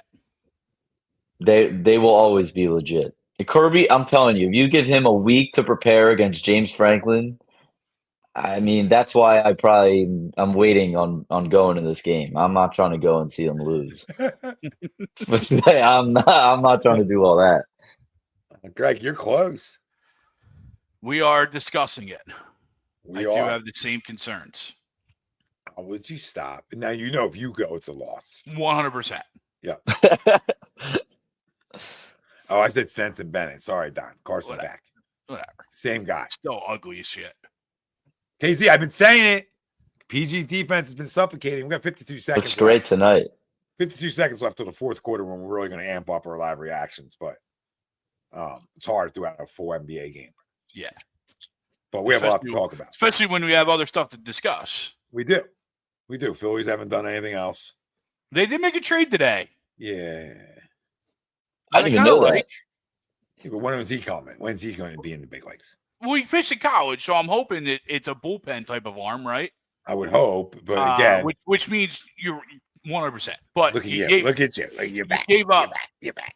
Well, no, you saw the picture. I saw. I didn't even you notice. You saw the picture. I saw a little tapes. He had a little giddy up on his motion and his fastball. I was like, oh, okay. but he's probably 3 years away. But you gave up nothing to get him, He closed right? the championship game. He closed the championship game. He did, yeah. Yeah, I read it all. Yeah. But you gave up nothing to get him in theory, right? You gave up a guy that you had to either keep on the team, and he's not very good in Logan Gilbert. So we'll see. I like at least they did something. It's not big, right? To your point, they stink still. No, they don't stink, but yeah, no, they don't stink. That was a little harsh. When you got Wheeler and Noah, you don't stink. That was a little harsh. I'm sorry. But they still haven't done shit. And they still are absolutely in danger zone. They are absolutely in danger zone of wasting yet another year of these guys' prime. They're wasting that. No, I'm saying the team, yes. No. Bryce Harper and Trey Turner would waste their own primes, not somebody else. There's enough talent on this team. Yeah, all right. I hear that. There's enough talent on this team that they've had opportunities. Is that backcourt? How's that backcourt? Why? I just despise the 2-for-1 more. It's like instead of getting one shot in the flow of our offense, let's take two horrible ones that probably have a 2% chance of going in. Let's do that. Never made any sense to me at all. Yeah, I hate fighting for the extra shot. It's so stupid. So stupid. I like getting the right shot. So they just called us for a backcourt. What? Well, then they can't go backcourt then either.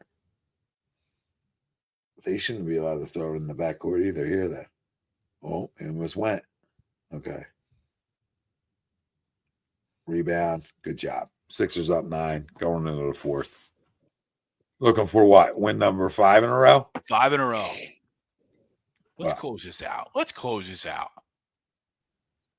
I don't know if he's an offensive brick, KZ. This guy's got 30 tonight, right? He's 11 for 19. Yeah. He's 11 for 19. Pretty efficient. Pretty good. Yeah. And 3 of his misses are on 3. So you give him a little bit of break there too, right? And you got to give him the 2-for-1, the bad shot on the 2-for-1. I mean, that's coming all the time. That was one of them. I remember that. Tyrese stepped up here, though, big time. Yeah. Got his numbers up, 7 for 15, a lot better. 18 points now. So really that impact is what shifted this game. Yeah. And that's what we talked about, or specifically you talked about heading into the half, right? We needed more out of Tyrese Maxey. And Yabusele, who's got 8 now. Who turned it around for sure, yeah. Had none had 0 in the first half, and he's got 8 now, 2 for 4 from 3. And then our bench production's the same. But now Maxey and Yabusele, where that's more winning. You want your bench production's great. You got it for tonight. And if you get a few more, that's good. Right. But now going into the 4th, it's all about your stars. So your bench set you up, is my point. Your bench, no matter what tonight, did their job. They give you that many points, they did their job. There's enough offense in the starting lineup. And not as much as usual without Oubre, right? He definitely affects it. But with George and Maxey, there's enough for 2 guys giving you 60 right there. And also with that, you have guys playing that are usually on the bench, like a Yabusele, right? And stuff like that. You have guys starting that are now no longer bench points coming off, right? But Tommy, how many times have we talked about it throughout the years, right? What are we looking for from our bench in terms of total points, right? We're always in that. You 25. Give us 20, 30, you know what I mean? On a good night, 40, we're good, right? That's what we always beg for with the teams that didn't have this much talent, especially on the bench. We always say, hey, give us 20, 25 a night, and our stars will take the rest. Yep. And that's what they've given us tonight. And that's why we're sitting here 9 points, up 9 points, heading to the 4th. Yeah, they have. And again, man, I can't say enough good things about, and we'll see how it translates in the 4th, but our defense has been really good. Even tonight without Embiid, I thought we've been good. Right, we're on pace to probably give up 105 right now in that range, which is a really good number. I think we're top 3 in defensive points per game since Thanksgiving, which is just showing you how palmsy they've been. Yeah. There are a lot of hands in passing lanes. Eric Gordon shoots a free throw coming out of the third quarter. He's got 18 rebounds. Holy shit! That's what he does. So he just finds him, just like his dad. He finds him. KG, you're right. The key is the bench. Yep. And I think this bench has enough pop to it, especially depending on who's there, right? Like there's enough pop on this bench, is my point, that you need. There's enough guys who can score. It would have been great to have McCain still coming off your bench. Yeah. For that extra little firepower from 3. But Reggie can score in this league. He's always been able to. He can distribute. And Eric Gordon is the best bench piece we have ever. All you need to do is get the tonsils out. All we need to do is have a stroke. Good take, I Ricky. mean, post-tonsil Eric Gordon is one of the best bench players of my era, no doubt. That's so no far. call. I mean, this is what I hate sometimes. Like, because the guy's not known, he don't get a call taking it hard to the bucket. That's what I hate. Yeah, we're only up 6 now, so a little 4-1. And that's definitely a factor in today's NBA, right? Like, you have to be a name to get a call. We see it with Tyrese Maxey night in and night out. Yeah, he deserved that call for Don't sure. force that. Saw it. 3 seconds. Come on, Andre. You can't just sit goddamn down there. Got to move around. You just sit in the lane.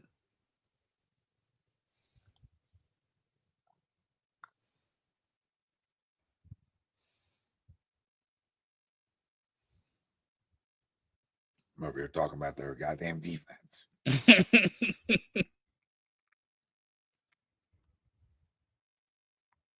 Good board. What a selfish play. Which one, Luke? The 3 seconds. Drummond. Say, get out of the damn lane, Andre. Yeah, that's selfish. Like it's a classic get on the floor. center NBA move. Good take, Ricky. Ricky, what are you doing, Ricky? Like you're fucking Magic Johnson. Would you stop it? Where do you see this pass? Like, take it to the bucket, Rick. Did I hurt her again? Because he stinks tonight. What's that foul call? No, I think you're at McDermott. They just got him. McDermott? He's still around? Yeah. Dougie Buckets? Yep. Like Doug. Oh, my Eric Gordon putting the ball on the floor. You hate to see it. And not getting on the floor. You too when we're up in the fourth quarter. Yeah. Reggie just threw him to the ground. Reggie just threw Lyles to the ground. Yeah, he did. Instead of boxing him out, he just choke slammed him. DeMar DeRozan will hit a game winner in this game. Book it now. Prepare yourself for that. Tee him up. You can't leave him that wide open. All right, good board. Sixers up 6 with the basketball, under 10 to go. We got to get out of the lane, Andre. God damn, I keep telling you this. Maxey, little pick and roll, a little floater, little float piece. Added that to his arsenal. I like that shot. Sixers back up 8. It really took that out of his game a lot, which is interesting because coming into when he got drafted, I mean, that was his game. His whole game was around that. Like it's so analytical now that it's really not a pro analytic shot at all. No, which is stupid because it's baskets. Yeah, Maxey, I mean, they all count. I never understood it. Points are points. Yeah. It's a race to like 115. Because if you got a good defensive team, you expect to be 110 or under. Right? So in reality, it's a race to 115. There's a lot of ways I can get there. I mean, going to the basket gets foul calls. Yeah. Having a great mid-range game allows you to be able to shoot the 3. Like there's factors to help you shoot the 3. Stop talking old school, Tom. I'm just talking basketball. It's not even That's what it used to be. You were 100%. But like for KD to be like, I don't know what the game needs to do differently. Like, then are you not paying attention to the product that you're playing? And this isn't a shot at you because you're the definition of what I would consider just how basketball is supposed to be played. He's got a great mid-range. He can dunk it on you. He can take it to the basket. He can sharp shoot from 3. Like he's versatile. He can do everything at a high level. That's my issue here. It doesn't have to be like let's remove the mid-range. Like a polished 3-part of your game player allows you to be a great scorer. Like I don't know. I know like the more 3s you shoot, the more you make. You know, the quick 3, But you watch it all the time in the NBA. Like, I don't mind the 3-ball with great ball movement, an open 3, or you drive and kick for an open 3. Well, Like, that's how basketball's set up, of course. Nobody's hates the 3-ball. That's what Durant, like, oh, we don't like the 3-ball. No, I just think we settle for it on shot clocks with 17 seconds on them. And then you get an offensive rebound. And again, an offensive rebound from a long shot, perfect time for a 3-ball, right? Yeah. There's times where the 3-ball is so impactful. But we all think we're Steph Curry. Example here, Eric Gordon just shot a 3 with like 15 seconds on the clock. Now they get a bucket and we're up 4. Gee, God, you just can't. All right, I'm taking. He's done. Who? EG? I appreciate your efforts tonight. Time to go. No, take. Time to go. Good take, Andre. Good take. Now I know why you want the basketball. I think Andre in double figures now with 10. There's a bucket from De'Aaron Fox. 4 minutes. I don't even think Maxey's on the floor. No PG right now. Caleb Martin, a little one-on-one game. Good take, Caleb. To the bucket. 2 points do matter. I got to say, he's probably outside of like a big name star. I think he's my favorite role player that we've ever had already. I agree. Ever? And I think role player. Role player. Yeah, I got you. He's tremendous defender. And we've had some good. And in big games, he shows up. I mean, what else do you want in a role player? I don't disagree. Yeah. Yeah, I think he better than. Oh, you're too old for it. You're too young for that one. Who? I was going Raja Bell. Yeah, I'm too. Yeah. I'm familiar, but definitely not my era. So like the next guy, I can't even think of somebody else. I think of like JJ Redick in those days, and like Covington, I guess. No, really reaching. Yeah. James Ennis. Nothing like some James Ennis. Nothing like it. Or how about George Hill? George Hill. Needed him. Needed George Hill. That was our big acquisition. Maxey from freaking the Walt Whitman. From way downtown. 23. Alcatraz. Now listen, we shot that 3, but we've taken like the ball in a couple times in a row. Like I don't know if we now I say that and we shot at 37 threes tonight. Yeah. But when you're shooting 40%, I was gonna say we do have a better percentage than them. When you shoot 40%, they only shot 28 of them. But that's not their game. 29%. Yeah, 28. Yeah, 28.6. Yep. So, if you're fact checking us at home, I round it up. Well, Chicago lost to Washington, so Orlando lost. So we'll be working our way up the ladder here. If we can. Now that we're at this point, I think an interesting question is maybe all along the Embiid thing was just Christmas. Let's just make sure we'll make up the swelling, we'll take on the fines, whatever the hell it is. And when it comes to Christmas time, then the term ramp up, I think, applies now. Yeah. Where we're asking ourselves, like, why would you put all this attention on yourself and not start the ramp up earlier? It made no sense. The only thing I can think of is that they were like, we'll make up all the crap in the world and take on all the fines. We don't care.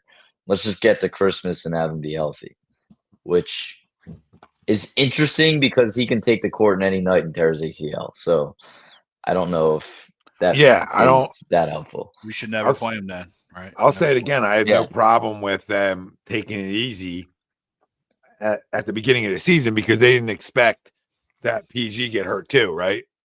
Yeah. We're watching tonight. They expected to still be really competitive and not get off to a 1-10 start, right? But the way they've responded to it is the basketball team we expected, which we thought was going to be super competitive and can play versus anybody. It doesn't mean that we're the best team in the Eastern Conference by any stretch, right? But like when our whole roster's assembled, we're really good. Yeah. Wherever you want to rank that, that's a debate for another day. But they still are really good. Do you think, and again, we could have this conversation at any time, but do you think the Sixers heading into the year didn't realize it was as bad as it was with Embiid? That they thought it wasn't going to be because they obviously allowed him to play in the Olympics. I almost wonder if they knew it was going to be that bad, they wouldn't have allowed him, or they would have really frowned upon him playing in the Olympics. No, I don't. Yeah, think maybe, but I don't think it even came down to that. I think that when you're talking about the extension, so you knew something was there. No, but when you talk about knee stuff, there's going to be swelling. There's going to be things like that. I just think it was their plan all along, like to be like, hey, regular season awards don't matter.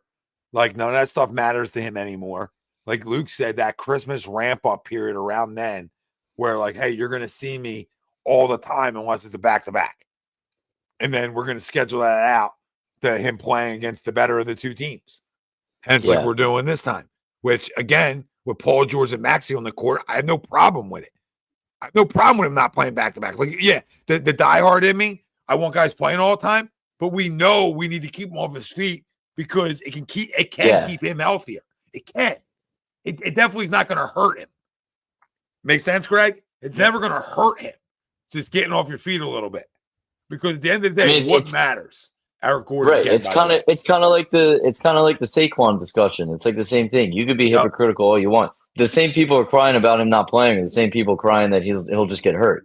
You can't have it both ways. It's impossible. Pick something to be mad at. Yeah, this isn't a big it's not a big deal. Like it's not even managing his knee. It's just managing him. It's managing his whole body. I'll admit I got on him in the beginning because I found it to be totally stupid to like put a ton of, a big spotlight on your organization when we're 5 games into a regular season. It's just unnecessary. I thought that was stupid. To me, it was like, have him play, and then you could do it like the Kawhi did back in the day, where it's like, oh, he's out for this and this and this, and it's like kind of fake or exaggerated or whatever. Why put a spotlight on your team right as the season started? I still don't fully understand that. I wasn't mad that he wasn't playing. They still. This is what happened. Like I told you before, they got caught with their pants down, because if George and Maxey are playing, it ain't being talked about as much. But when we start the season, and now you got no George, and now you got no Embiid, now you're rut row, right? And then you add in now Maxey then misses time, right, to this whole equation. Yeah. And now you go through all that. So I don't think they expected it to be like this, and then he obviously gets hit in the face, so he misses time there. I think they expected to play him, right? Like say there was 20 games before Christmas, hypothetically. I think they expected to play him in at least 10 to 12 of them. Makes sense? But they just weren't going to play him in all 20. And I have no problem with that through the year. We talk about if he plays 50 games, 60, like I want him more than 50, but if he plays 60 on a yearly basis, we're winning 40 of those. We know we're winning 40 of those. That's right there. Hey, playoffs. Now, can the rest of my team good enough to go win me 12 more to get me to 52, 54, where I'm definitely like a top 4 or 5 seed? Like, I don't know. The more I like think about it, like we have them. So unless we trade them, then this is the route you go. Yeah. This is the route you go. You take 22 games off of his plate a year, right, for load management, and you try to help the body out and just take a little pressure off the knees to try to get a healthy guy for the playoffs. And we know that's not a guarantee with him, because he's a hit away in the face from being out. But when he plays, we're one of the best teams in basketball. That's just the truth, and I'm tired of it. You know what I mean? But I'm dealing with it, but I'm tired of it. But the facts are the facts. I watched this team go get fucking palmsy with Boston and show me. They showed me a lot. And I know no Drew. I know Porzingis got hurt. I get all that. But they showed me the ability to go compete. They weren't missing Tatum or Brown. No. They weren't missing Derek White. They weren't missing guys who kill us all the time. So that was that really brought me back in. Yeah, it really did. And then no egg, right? You went and took care of business. Since then, Paul George floater. Oh, almost got his own tip. Get the board. Look at PG. Look at PG hustling. Tell me he's washed. Morons. We'll get his Oh, God. Is he dead? Is that an offensive foul? I'm way behind. Oh, that's such a bad call. Yeah, such a bad call. Here's the. Oh, no, it isn't. No, it isn't. Hit that like button. Let's go, everybody. I don't know why we got to tell you this stuff. You know, you got to put it in front of people's faces. Yeah. Which is okay. That's what we're here for. What do you guys say about I mean, poll? If you're just joining us, the Sixers will end the road trip without a loss. So tonight and 2 more. Did they end it? I know me and Greg agreed. Luke thought tonight was going to be a night. Still could be. Sixers up. You're behind. Still Sixers got up 103-96. No call. No call. Is it a joke? If I'm Nick Nurse, I get teed up right there. Is this a joke? This is a joke, right? Yup, and a bucket. Nope. You call that? You call that? That's what you're calling? You called it. Paul George saying the same thing I'm saying. He's saying the same thing I'm saying. If you're saying what I'm saying, hit the like, subscribe, and follow. All right, join the damn conversation. That's a joke of a call. Get teed up. Get teed up, Nick. I'm teed up. I'm out of the game. I'm out of the game right there. Here's the time when Tom gets fired. Oh, my God. You see it? You see the Maxey Yeah, drive? I'm seeing it right now, yeah. Wait to see Ticky Tack on the other end, Luke.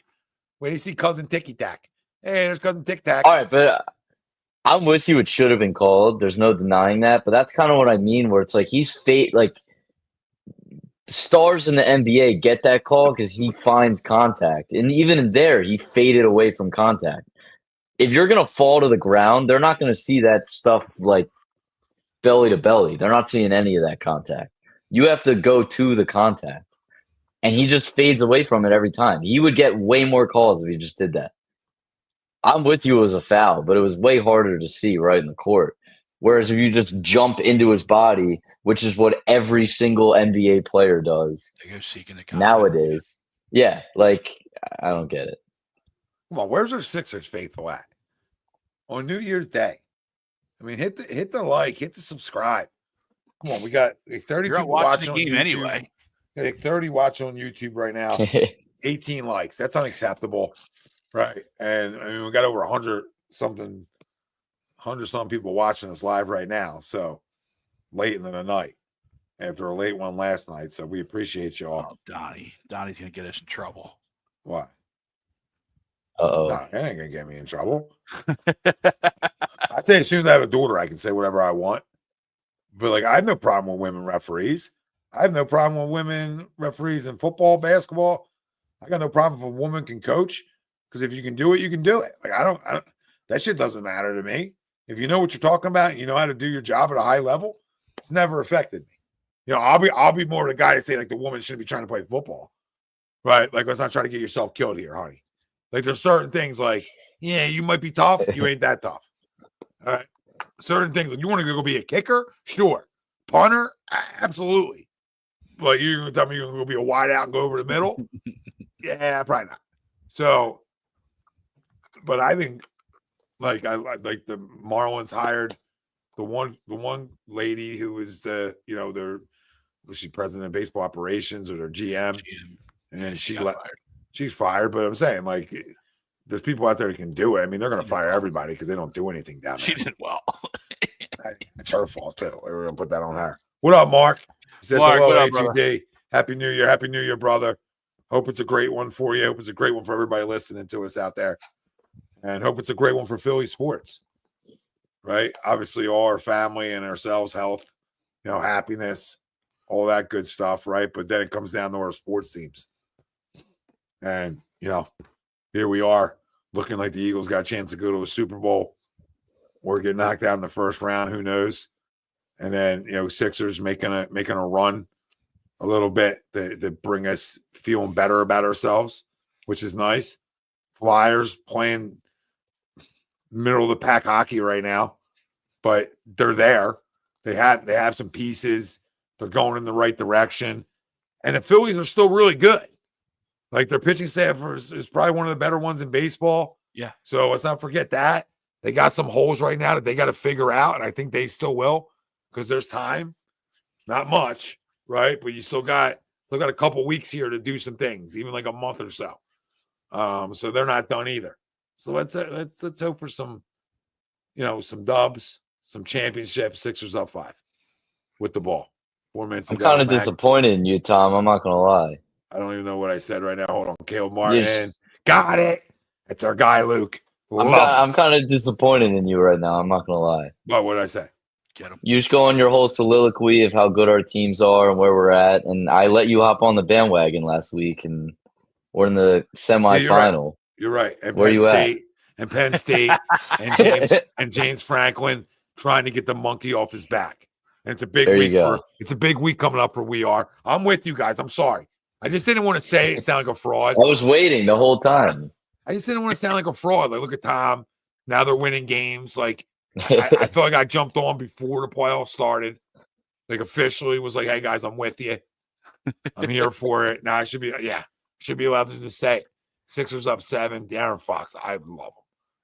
De'Aaron Fox is good. I think he's on his way out, too. I would trade Joel for De'Aaron Fox I think he's tradable. I think he's gettable this trade season. Oh, I would trade Joel Embiid for De'Aaron Fox and some other stuff they have right now. I mean, only because we have Maxey, I wouldn't do it, but I hear what you're saying. Oh, no. I would do it even more for that reason because I think it's a guard-driven league. So if I have 2... I mean, they would be very fast, but in a playoff scenario, I think it would be very Cleveland-esque where you just have 2 guards praying to bail you out with 60 points.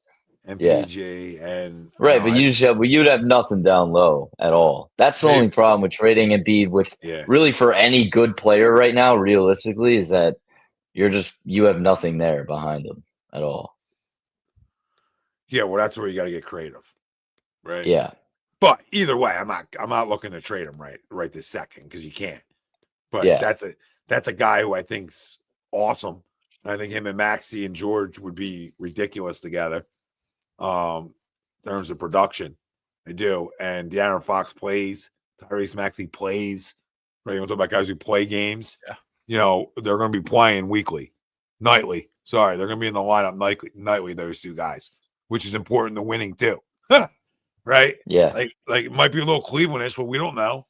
What are we? We're Philly-ish right now.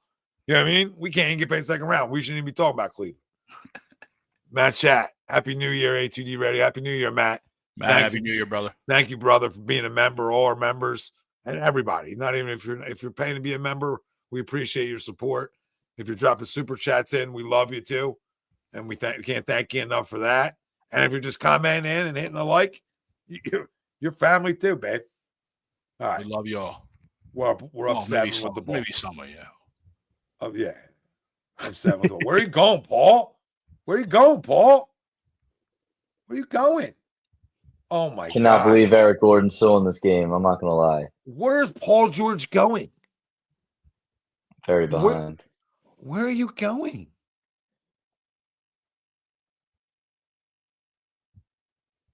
See, it's weird because usually Tommy's the one behind. So Tommy's got to be loving life right now. Why is he going?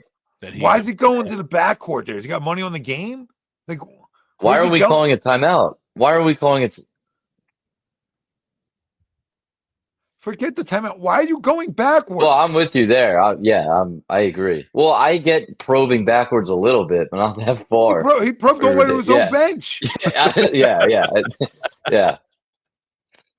I mean, if we're talking about trade targets, not completely ideal, but I think that this Ellis kid, I think, is a prime target. I don't think he's a perfect fit, but I don't really know if there is one out there. No, but I like it. He shoots the ball. He can handle the ball as a guard.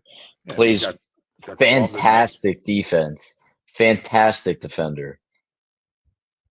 I mean, he has 2 steals tonight, 7 boards. So, yeah. I've seen that name pop up. That's the kind of guy you're going to get in that deal, too. If you made a deal like that, you would get something like that back where you're getting some size back. And then you still have Drummond. Like, hypothetically, like you would be good. Oh, Paul George fouled on the shot. No? You saying on the floor, you loser? These guys are bad. No, Martin's awesome, dude. Martin's awesome. You shouldn't want to give up Big fan. Martin. KZ, the fact that you want to give up Caleb Martin makes me second guess you, babe. That was said. That's what it sounds like.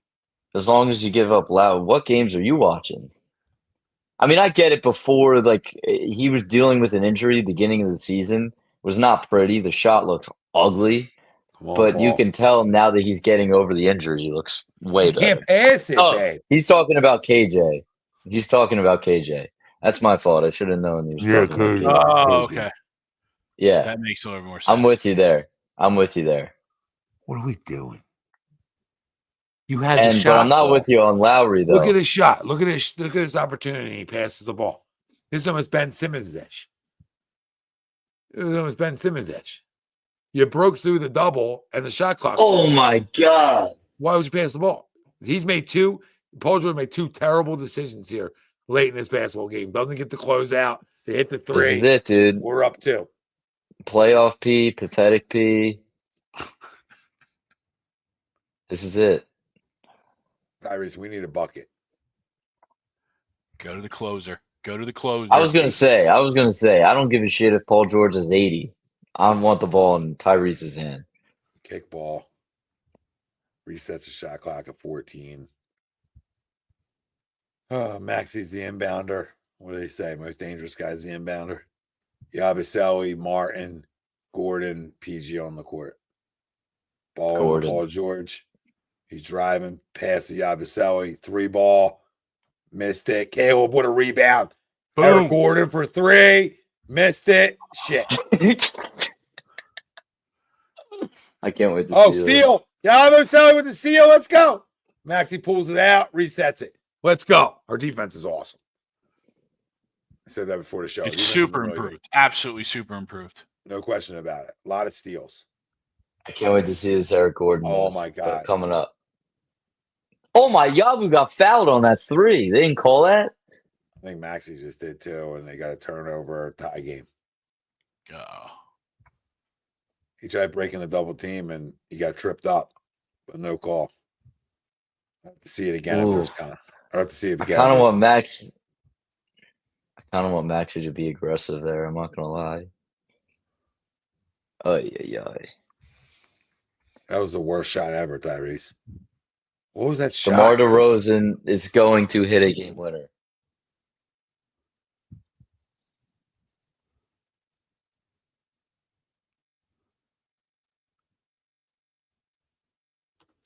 Yep, this game's over. I can't believe we're going to lose this game. It's all the time. Stay up late. You're like, all right, you're in control of the game the whole time.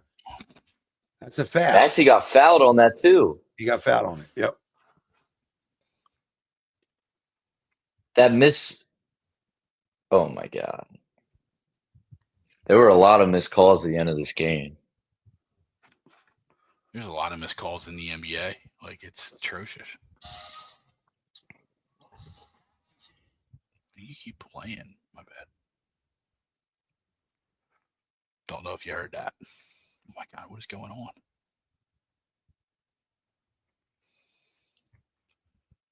What are we in a timeout right now? Yeah, Review. they're reviewing. What, to see if it was goaltending? Yeah. Oh yeah. It's on its way down.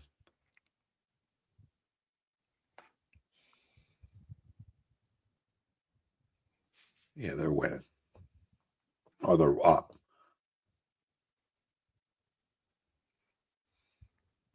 Ref initiated review. Replay supports call. Whatever that means. I guess that's a call stands. Yeah. I don't know why it's taking so long. It's pretty that obvious. basket If and you a ask foul? me. And a foul? Do they call a foul? I didn't see that. I didn't think you could add a foul. Oh, I don't know if they added one. I thought they called one on the court. Or they called goaltending. What did they call on the court, Greg? Goaltending? It shows goaltending. Okay. From Yabusele. It shows goaltending. I don't think that was goaltending either because I don't think that was even near the basket. It was never going in the basket. It was like on the side of the basket. And it was coming down. Make sense? So if you watch it with like common sense, it was never going in. Which you can explain easily.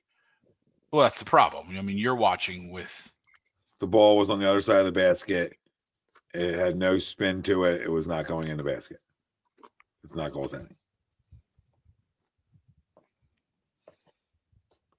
No, I don't even think this is on Maxey. I think Comball. There's been no calls. Oh, they're saying that Paul George tipped the ball, so it shouldn't be goaltending. Yep, he did. And he did tip it. And they're still counting the basket? Yeah, it's bad. What? And the ball was never going in. De'Aaron Fox was electric tonight, by the way. 13 for 16. Yeah, that's points. unreal. Yeah. That's unreal efficiency. I mean, I kind of disagree with this statement. I think off the steal, he had a one-on-one to go all the way to the cup. If anything, I don't think he's done enough. I think he's being a little bit too passive, honestly. Yeah, Joel's not in the game. Is that De'Aaron Fox's mom? Who's the lady? Or sit down. You've mentioned that before. Yeah, I don't know who she is. Oh, you got the shot. Oh. Turnover. Ball game. Wow. That's a bad loss.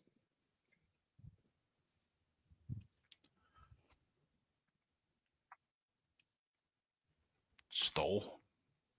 Monk.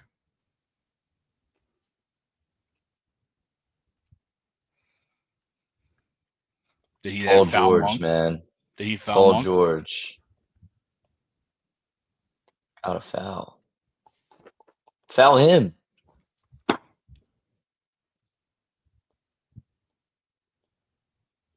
the end of the game, Paul George has been terrible. Horrible. Horrible. Too many turnovers. What a terrible stretch. We talk about him holding them like 110. We were on pace. Yeah. Right? So that was done. We just didn't score. We have 18 points in the fourth quarter. He was abysmal in the last 5 minutes of this game. I don't know if he has a point. I don't know if he has a point in the fourth. I think he had 30 coming in. He's still on 30. He definitely is still on 30. So he didn't have points. And now we need a Monk miss, which he probably won't. 8 for 8 from the line. Did he foul out? He fouled out too. Yeah, that was a 6. Yeah. Yeah. Typical. See you later. And Monk made both of them. Yeah, now he's 9 for 9 from the line. That's I ridiculous. just don't know why you're not fouling earlier then. They tried to foul Sabonis, but the refs gave him the pass. I hate when they do that.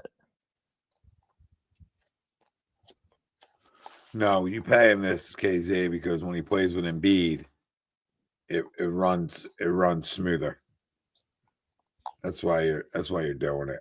I mean, I hear you, but you got to pay to get talent, right? He still had 30 points tonight.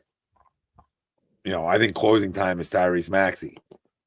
Let the doubles come, and you got to be able to get through the double teams, get the ball out of your hands, find an open guy, create good ball movement. We got stagnant. I mean, Paul George was doing things I've never seen on the basketball court. It was almost as bad as Jimmy taking 2 24-second shot clock violations in the playoffs back in the day. Okay, this is what this reminded me of the night. Like you're going through. I mean, wait. They have 2 fouls committed the entire quarter. Yeah. How is that even possible? That's what he just said. I just read his Knicks nurse. That's what he just said. They just reshowed the Tyrese Maxey one again. That changed the whole game because we were up 2. We were up 2 with the ball, and he gets fouled. And then the Yabusele one, where Paul George tips it. They're showing those 2 replays right now because that's what changed the game. It's a joke. But, all right, disagree to the poll. Luke was right. We have 8 turnovers this quarter, 7 field goals made. That's what's shocking because Tyrese has been so good in the fourth. Yeah. That we couldn't get anything going. Oh my God. Lowry just threw it in, turned it over. And we lose. I mean, I think this game is a tell-all sign that they don't have enough ball handling at the end of the game. And I get it, Embiid's out, but he doesn't help that. They were just loose with the ball, which, in my opinion, is unacceptable as long as you have Tyrese Maxey and Paul George on the court. Paul George is a veteran. He should not be stuck. Like, that turnover was unacceptable. Yeah. Unacceptable. Knicks fired up. I love it. Yeah, I mean, 22-14 in fouls, right? You just talked about they only have, 2 in the fourth? He's going right? to get teed up. Yeah. 22-14 foul discrepancy. No, it's a joke. That's why we lost. I don't even blame it on anything else because those turnovers come from those things, right? From not getting calls, etc. So, and if you had the dirty hooker, you won. But if you didn't have the dirty hooker, you lost. 6.5 or versus 6. I had money line, so I of course we lost. Should have disagreed to the poll.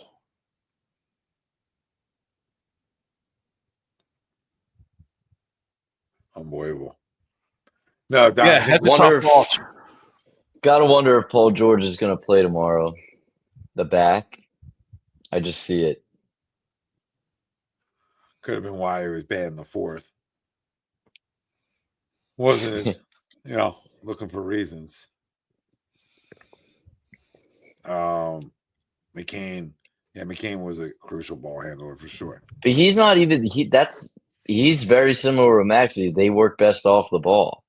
So it's interesting. It's like when you think about it, a guy like Ben Simmons, honestly, in a perfect world, if he's all right, I'm not saying let me preface by saying the last thing I want to do is bring Ben Simmons back.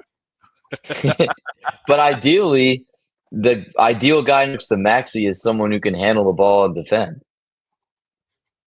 Yeah, well, I mean, Paul George 5 turnovers, Tyrese Maxey 4 turnovers. But that's his biggest knock, personally, like my opinion. His biggest disappointment is not that he's averaging 15 points, is that he has been a brutal, like a really bad secondary ball handler, like really bad. Well, he was better. Maxey doesn't want to dribble the ball up the court 94 feet. He doesn't want to do that. I don't care how fast he is. He's never been built to do that. He doesn't want to do that. Well, this is why, like, even Oubre brings the ball up a lot. They have a lot of different guys who, like, bring the ball up for him when they're all healthy. Like, they need to bring somebody in. They need to bring somebody in. These are guys who play right now. I mean, like, I don't know why Oubre wasn't playing tonight. That's a guy that's double digits, plays great defense. That's a guy that could have really used tonight. So I don't know why he's not playing. Especially with no Embiid, because he brings you some length, brings you some extra rebounding ability. So I don't know what the status is with him tonight, but that hurts.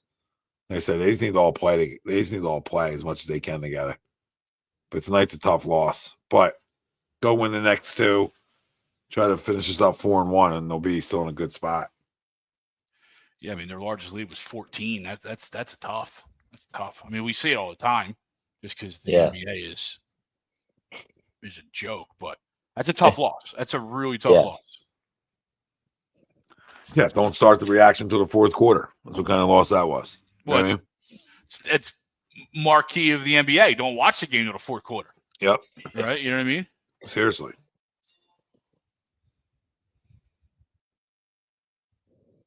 I mean, but look, we didn't win this. We didn't lose this game because of ball handling. We lost this game strictly because of panic, because of lack of. Well, I think those two go hand in hand. I don't. I think when you try to play hero ball in the fourth quarter, or you panic with the basketball, right, instead of just creating ball movement, like because you're a ball handler doesn't mean you need to take somebody off the dribble every time you get the basketball. Move the basketball. No. Move without a ball the handler. A ball handler can we stop moving. Like offensively as a team, I watched them stop moving here in the fourth quarter. It became solo one-on-one basketball, which to me kills teams unless you have unless you have the greatest one-on-one guys of all time. Like, you know what I mean? Most teams can't operate like that. Like even Golden State in their runs, guys were running off screens. There's a lot of ball movement. You know what I mean? So you can't just. My point is, you can't just go one-on-one all the time in the fourth. Like one-on-one basketball is great in the second quarter, in the third quarter. In the fourth, you need to move the basketball because guys start pressing you. It's exactly what happened tonight. We start getting pressed at half court. So instead of, hey, let me be patient. Let me look at the court. Let me not panic. Let me make the right read here and get the ball out of my hands because I'll get it back. Right? That's how you got to look at it. I'll get it back. And that's what drives me crazy because if you're not good enough to be able to handle that pressure. Oh, we lost him. Okay. Tommy, we lost you. Oh, I fucking know, Greg. Oh, I'm sorry. No. I mean, this is unbelievable. 107, 102 here. 2 minutes left. He has that shot. You have it. And you pass You pass it. Well, my point is that I don't even think a ball handler needs to be someone who necessarily even gets you an assist.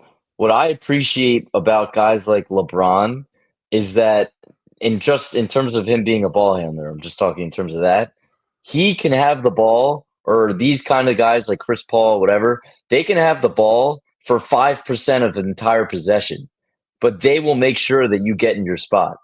Tyrese Maxey is not built to be in every possession, and honestly, I think really in critical moments, a point guard. That's not who he is. So I think they're lacking a guy who can honestly just bring the ball up the court and wait for an action to get set. I think that they're missing that. They don't have a guy that can do that. AKA Darren Fox. Well, he does that. I don't even know if that's the strength of his game. They just need somebody that can bring the ball up the court and just be able to wait for guys to get set. It really is that simple. I think Tyrese Maxey off the ball is a 10 times better player than he is on the ball. And I think you saw in that moment where him and Paul George are the same way. They even tried to run an action for Paul George off the ball, and he turned it over. So it's not fully on that. I know. I agree with you. But that's where Joel's so important now. Because so much, like when those guys, and this is why I say it's the difference maker for these two guys. Because when he's playing, even in those late moments, the spacing's different. Like they're not going to run a double team at Tyrese Maxey with Joel Embiid on the court. You're not doing that at half court. You're going to man a guy up and make it tough on him, but you sure as hell ain't doubling him there. The guy you're focused on is Joel Embiid. So that's where you don't see the turnovers and the crazy fourth quarters when all three of them are playing, because it calms it down, even though he can be a dog on a hardwood floor at times, right? But you get my point, though, in terms of the spacing. Yep. In terms of how you have to operate defensively, it just changes it. So that's what sucks. You don't lose. I mean, I love Steph tonight Curry. if you can just go dress him in the fourth. Like literally, if you could just go dress Joel Embiid in the fourth quarter and say, "Hey, in the last 5 minutes tonight, you're playing," they win this game. Yeah, no question about it. Because that's what happens in the fourth quarter. Those two guys get pressed. Neither one, like to your point, Luke, are good enough in those situations consistently, right? Consistently. You need an outlet. Doesn't mean they can't be, but they're not consistently good in that. You don't have that guy who can break it. Even Kelly does a good job with that. Like tonight, that's what I'm saying. Kelly kills you. Because Kelly's a better ball handler because at least he's strong with the basketball. I'm not saying he's a great ball handler, but he's another wing guy who can bring it up and can be strong with it. That's what you're missing tonight. Like Caleb's pretty good at it. I'd rather Caleb have the basketball than Paul George or Tyrese Maxey bringing it up because he's more physical with the basketball. You understand what I'm saying? Like you got a better chance of getting a foul call because he's tougher and stronger with the ball. Doesn't mean he's a better ball handler. And you've seen them do it a ton. They've had a bunch of guys bring it up. But in the fourth, when Embiid's played, it's been cleaner. But they've done this a little bit though in every game without Embiid. We're just right. But that's These guys are capable of doing it, but they don't want to do that. That's not why that they should be playing. They need a guy with the sole purpose to say, "Hey, you might play 12 minutes a night, but at the end of the game, and I'm guaranteed an offensive possession. I want you bringing the ball up to just set everyone up. You look at Steph Curry. Look at Steph Curry's career highlights at in terms of ending games. 90% of them come Draymond Green. He has the ball for 2% of a possession even. But it's that split second of just settling everyone down and putting guy into a right spot off the set. I mean, that changes the whole end of a game. Yeah, and I don't think Kyle can do it anymore. But he can't. I do think we have a guy who can. And I've been saying it since the start of the season. I believe there's a guy on this roster who can handle it. Reggie. Yep. Reg. I'll say it 1,000 times. He's strong with the basketball. He's been a point guard his whole life. I don't care if he jacks shots a little too much. He does it when he plays with those guys. He does when he's with the second unit, but when he plays with Paul George or plays with Maxey, he gets him the basketball. Like, I'm not telling you he's perfect, but you don't have the other option laying around.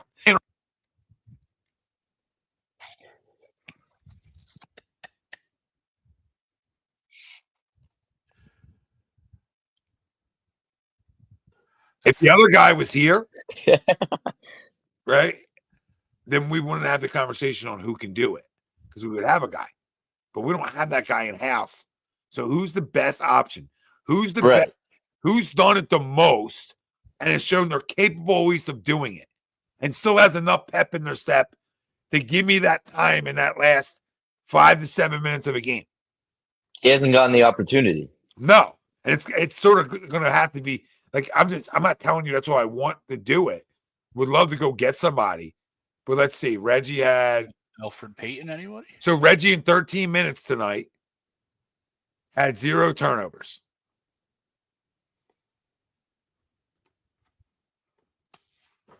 But in terms of like what we're looking for, to me, it's nothing to do with the stat sheet. And honestly, it's nothing to do with the first 46 minutes of a game. Their one job is to not, well, really, there's another part. You just can't be a liability on defense. Outside of that, if you're not a liability defensively, and all you need to do is just get guys set. At that point, that's just what we're missing right now. Kyle can't do that at this point. No. They clearly don't think it could be Reggie. Maxey's been proven he can't do it. And that's not a knock on Maxey. Like, you can't be perfect everywhere. And it's not me knocking him that he needs someone to do that for him. I think a lot of great players need that to be done for him. Heck, Kyrie is one of the best handlers in the game. And at times, I think he gets a little bit too crazy at the end of games with the ball and shot selection and those kinds of things. Well, it doesn't really have to do with handle. It doesn't really have anything to do with your ball handling ability. It's just control at the end of a game. No, it's just calming yourself down. And calming the team down. Yeah, and being strong with the basketball. Right. Like that's 101. But what happens is guys try to do too much in those last 5 minutes of the game. Or 2 minutes of the game, whatever it may be. Right? They try to I'm gonna be the guy everybody's talking about on Twitter. We can be strong with the damn basketball. Which is why, I mean, you're not going to get him because they're a winning team and, he's making pretty good contract. But out there, Tyus Jones went for a minimum. Yeah. A guy like that is so valuable and it's unnoticed. Elfrid Payton. Because around Kevin Durant and Bradley Beal and Devin Booker, he's the guy that will touch it for 5% of a possession at the end of the game. He's still bringing the ball up the court. No, you're right. I mean, that's why I said the only guy on your roster is Reggie. So either you're gonna let Reggie try it, or you got to go find somebody. Or like a Dennis Schroeder, he got traded already. But it's just someone who can handle the ball. And these guys are going to cost you anything. We're not talking about trading a first-round pick. We didn't say anything like that. No, that's why I say you have the guy on the roster try it, because maybe you don't have to go do it. Yeah. Like, and then if you do, who? Elfrid Payton, former Sixer draft pick. Listen, I'll take anybody that can be strong with it. All right, He's boys. so strong. He's playing in the G League. Yeah, right. Well, He's tough too good. loss to start the new year, but we'll see you next Wednesday. Hopefully, after some more dubs, and we'll be breaking down Eagles and who we're playing in the wild card round of the playoffs. Who's coming to Philadelphia? Is it going to be Washington or is it going to be the Packers? I think he's hurt. Pumper, don't talk to me about a good time. Don't talk to me about a good time, Pump. So, who do you guys want before we get out of here? Green Bay or Washington? Well, Washington easily. Jair Alexander out for the year, by the way. Well, Yeah. FanDuel or DraftKings, one of them already has us as a 3-point favorite to Green Bay. I don't like that at all. We're already predicting that we're a 3-point favorite to Green Bay. I don't like that. I think our matchup versus Washington's better. But I think we're better than both teams. So it's really one of those deals like, all right. Yeah. Jordan Love doesn't scare me. Oh, Jaden Daniels scares me more than Jordan Love. Jaden Daniels is starting to scare me a ton because of his running ability. But I would, I don't know. Part of me would rather have Green Bay now since there's no Jair. Because I think that's so important to them trying to stop A.J. Brown and Devontae Smith. And if they're not able to slow him down, they don't have the personnel out there. It could be a long day for him. Yep. Right. Washington, I think we can run the football on all day with Jalen at quarterback. Yeah, like we don't lose that game if Jalen plays the other day. No, but again, I don't want to beat him. And we put up 50, right? Like, yeah, I was going to say, not only do we not lose, but we blow him out. And the other thing is, I get it, Jaden Daniels has looked unbelievable, but against us, they had 5 turnovers in that game. Mm-hmm. So I understand it from on the surface perspective. You don't want to face Jaden Daniels, but I would still fully 100% rather play them than any realistic option in the NFC. Because, we've handled them both times. Yeah. Green Bay's a better football team. I ain't scared of no ghost. Yeah, absolutely. I'm with you. Nobody scares me. Yeah. Jane Daly doesn't scare me. He's probably playing a little bit better than Jordan Love, but maybe not. Just maybe carrying his team a little bit more where Jordan Love's got a little bit more around them. Yeah. But both teams are good. Both teams are good. Again, I don't care who comes here. And I'm not going to look past that round, but hopefully Jalen's ready to go. And it wasn't too much time off for him. But this is the advantage of having a running back like we do. And he has his legs. And I don't ever think it's a bad thing for a guy who takes hits like he does, too, where the body's fresher. So if he has that little extra explosiveness on that Saturday or Sunday, right, it's going to help us. Same thing with Saquon, right? The time off gives you that little extra burst. A little extra burst could be the difference of a 5 to 8 yard run or a 70-yard run. Yeah, 100%.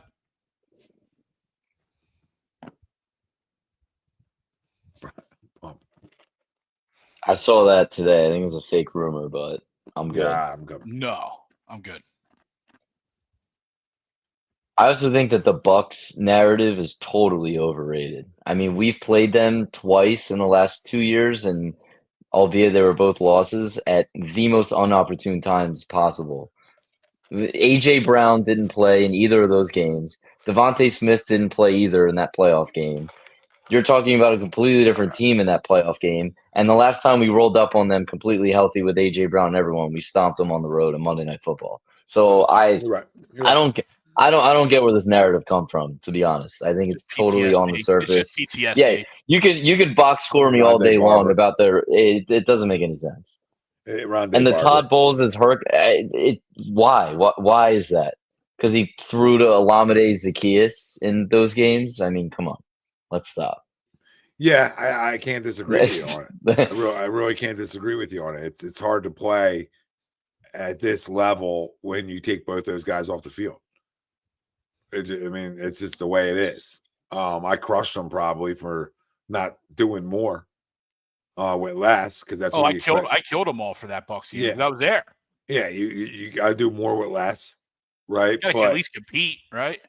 I'm not scared of the Bucs, but like I would rather play I'd rather play Washington or Green Bay than Tampa. And I would much rather play Tampa round 1. I just think their offense can do some things to us that I don't know if the other ones can. We have the best defense in football. No, I'm no not question worried. about it. Yeah, But so they got Mike Evans walks into a touchdown or two. Like he's that good. So that I just had flashbacks of Rondé Barber, Luke. There's a lot that goes on when you talk about Joe Jurevicius is still running, right? Mark Simoneau couldn't catch anybody at linebacker. He's still standing there. Yeah. Jurevicius is still going. This was 20 years ago. So I mean, before like right when you were born, Luke. Okay, there was epic stuff that happened with Tampa. There were some things that happened with Tampa Bay. So right, it's a long history. And it's how we close the bet down. Yeah. We close the bet down in an NFC title game with a chance to go to the Super Bowl where we're heavy favorites. And Rondé's still running. Oh, at me. I was in that end zone. I'm watching a disaster run right at me. I'm a trend guy, Luke. I'm a trend guy. I'm good with not seeing them. All right, them. That's fair. I'm good with not seeing them right now.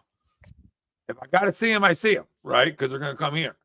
And we do have the best defense in football. I don't want to say that too many times because I said it one week and we got 5 turnovers. And last time we did it, we looked like shit. Put out like 7 reels. It was a glaze fest. But yeah, Blaine Bishop. Yep. Oh my God. Oh, I remember Blaine. Yeah, good old Blaine. John, you might not be wrong. Second round could be easier than the first round, depending on who wins. Right. Yeah. I don't necessarily disagree with you on that. I think it's a lock. Us being a 2 seed is nice. Like I said, that was my goal. 1's great, but I ain't mad at no 2. Now, if we were to 1 and we catch a football and we do some other things we had to do, guys are probably playing this week. So, yeah, the opportunity was there to get to this rushing record. And it's a game of inches. And our inches kept this from happening, Greg. So it's on you. It's on me. Yep. I don't know why it's on you, but it is. It is. John, you were there, John? Oh, my God. I think I was in the 300 level. I was in the end zone, that end zone. So I was there, Johnny. You were there too, Greg? Yeah. I still remember him and Jurevicius running right into our end zone. Oh my God! Me and Wilson were at the Falcons win in the divisional round. The ball at the knee of Keanu Neal. The ball at the knee of Keanu Neal before half. It was freezing. That was awesome. And we were like hugging each other because we were so cold.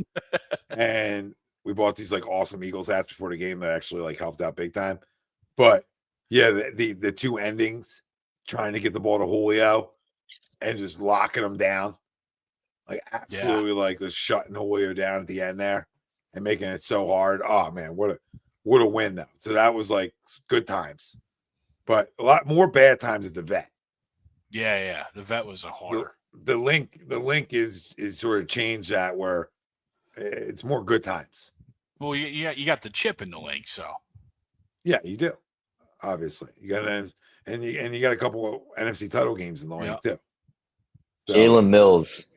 No one showboated like Jalen Mills. It didn't matter if he got beat by 15 yards. As long as that ball hit the ground, he let everyone know about it. Oh yeah, that ball could hit the guy. Dude's still balling out. I give him credit. That guy could. That ball could have hit the guy in the 10th row, and he would have been. Yeah. Oh yeah. Yeah, I mean, like he's lying on the ground. He got beat so bad. It is pretty amazing to think about, like, as good as that team was, and it was very good. We won a Super Bowl with Ronald Darby and Jalen Mills. I mean, that is a miracle within itself against Tom Brady. Yeah, well, Patrick Robinson was really good.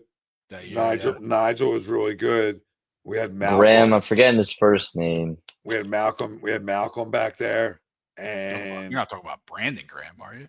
No. No, who was our other secondary? Who was our other safety guy? It was Malcolm, and who else? Malcolm. Was it Jalen at that point? Wasn't Jalen playing safety? Yeah, he was playing mainly safety. No, he wasn't yet.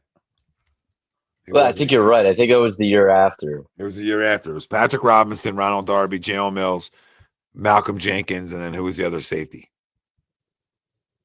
Because it wasn't as bad. Like when you put Malcolm back there, our secondary is like obviously just got a lot better. Greg said, Corey Graham. That's what I was thinking. Corey Graham. Yeah. Jalen Mills around there. Rodney McLeod and Malcolm Jenkins. Oh, Yeah. that was obviously right. And Rodney was still young. Rodney's only 27, so he wasn't like the old man he is now, and he's still making plays for the Browns. No, I mean that defense Unbelievable. That defense was better. That secondary was better than we think it is, right? At the time, because Darby was actually pretty good. Like coming from Buffalo, Chris Maragos, great special he was teamer. hurt. Yeah, he got a lawsuit. Sidney Jones. I think it was Sidney Jones rookie year, so he was of course hurt. Yeah, but we were good. But they didn't stop scoring in the Super Bowl, but either did we. Nate Gary. Oh my God, he was a He's nightmare. listed at DB, but he was early a linebacker. Nightmare. That was his rookie year too. He was a nightmare. All right, boys. Got anything else on the way out here? All right, good shit. No. Happy New Year, fam. We'll see you Sunday night for Agree or Disagree. Just pretty much previewing the week to come. And we'll talk about Nick subbing Saquon in at halftime to go get 100. It's been HED Wednesday nights. It's Luke Brown. It's Greg Mwacklick. I'm Tom Arnone. Happy New Year, fam. We love you. Happy New Year is right. And not the way we wanted to start with the Sixers. We're out.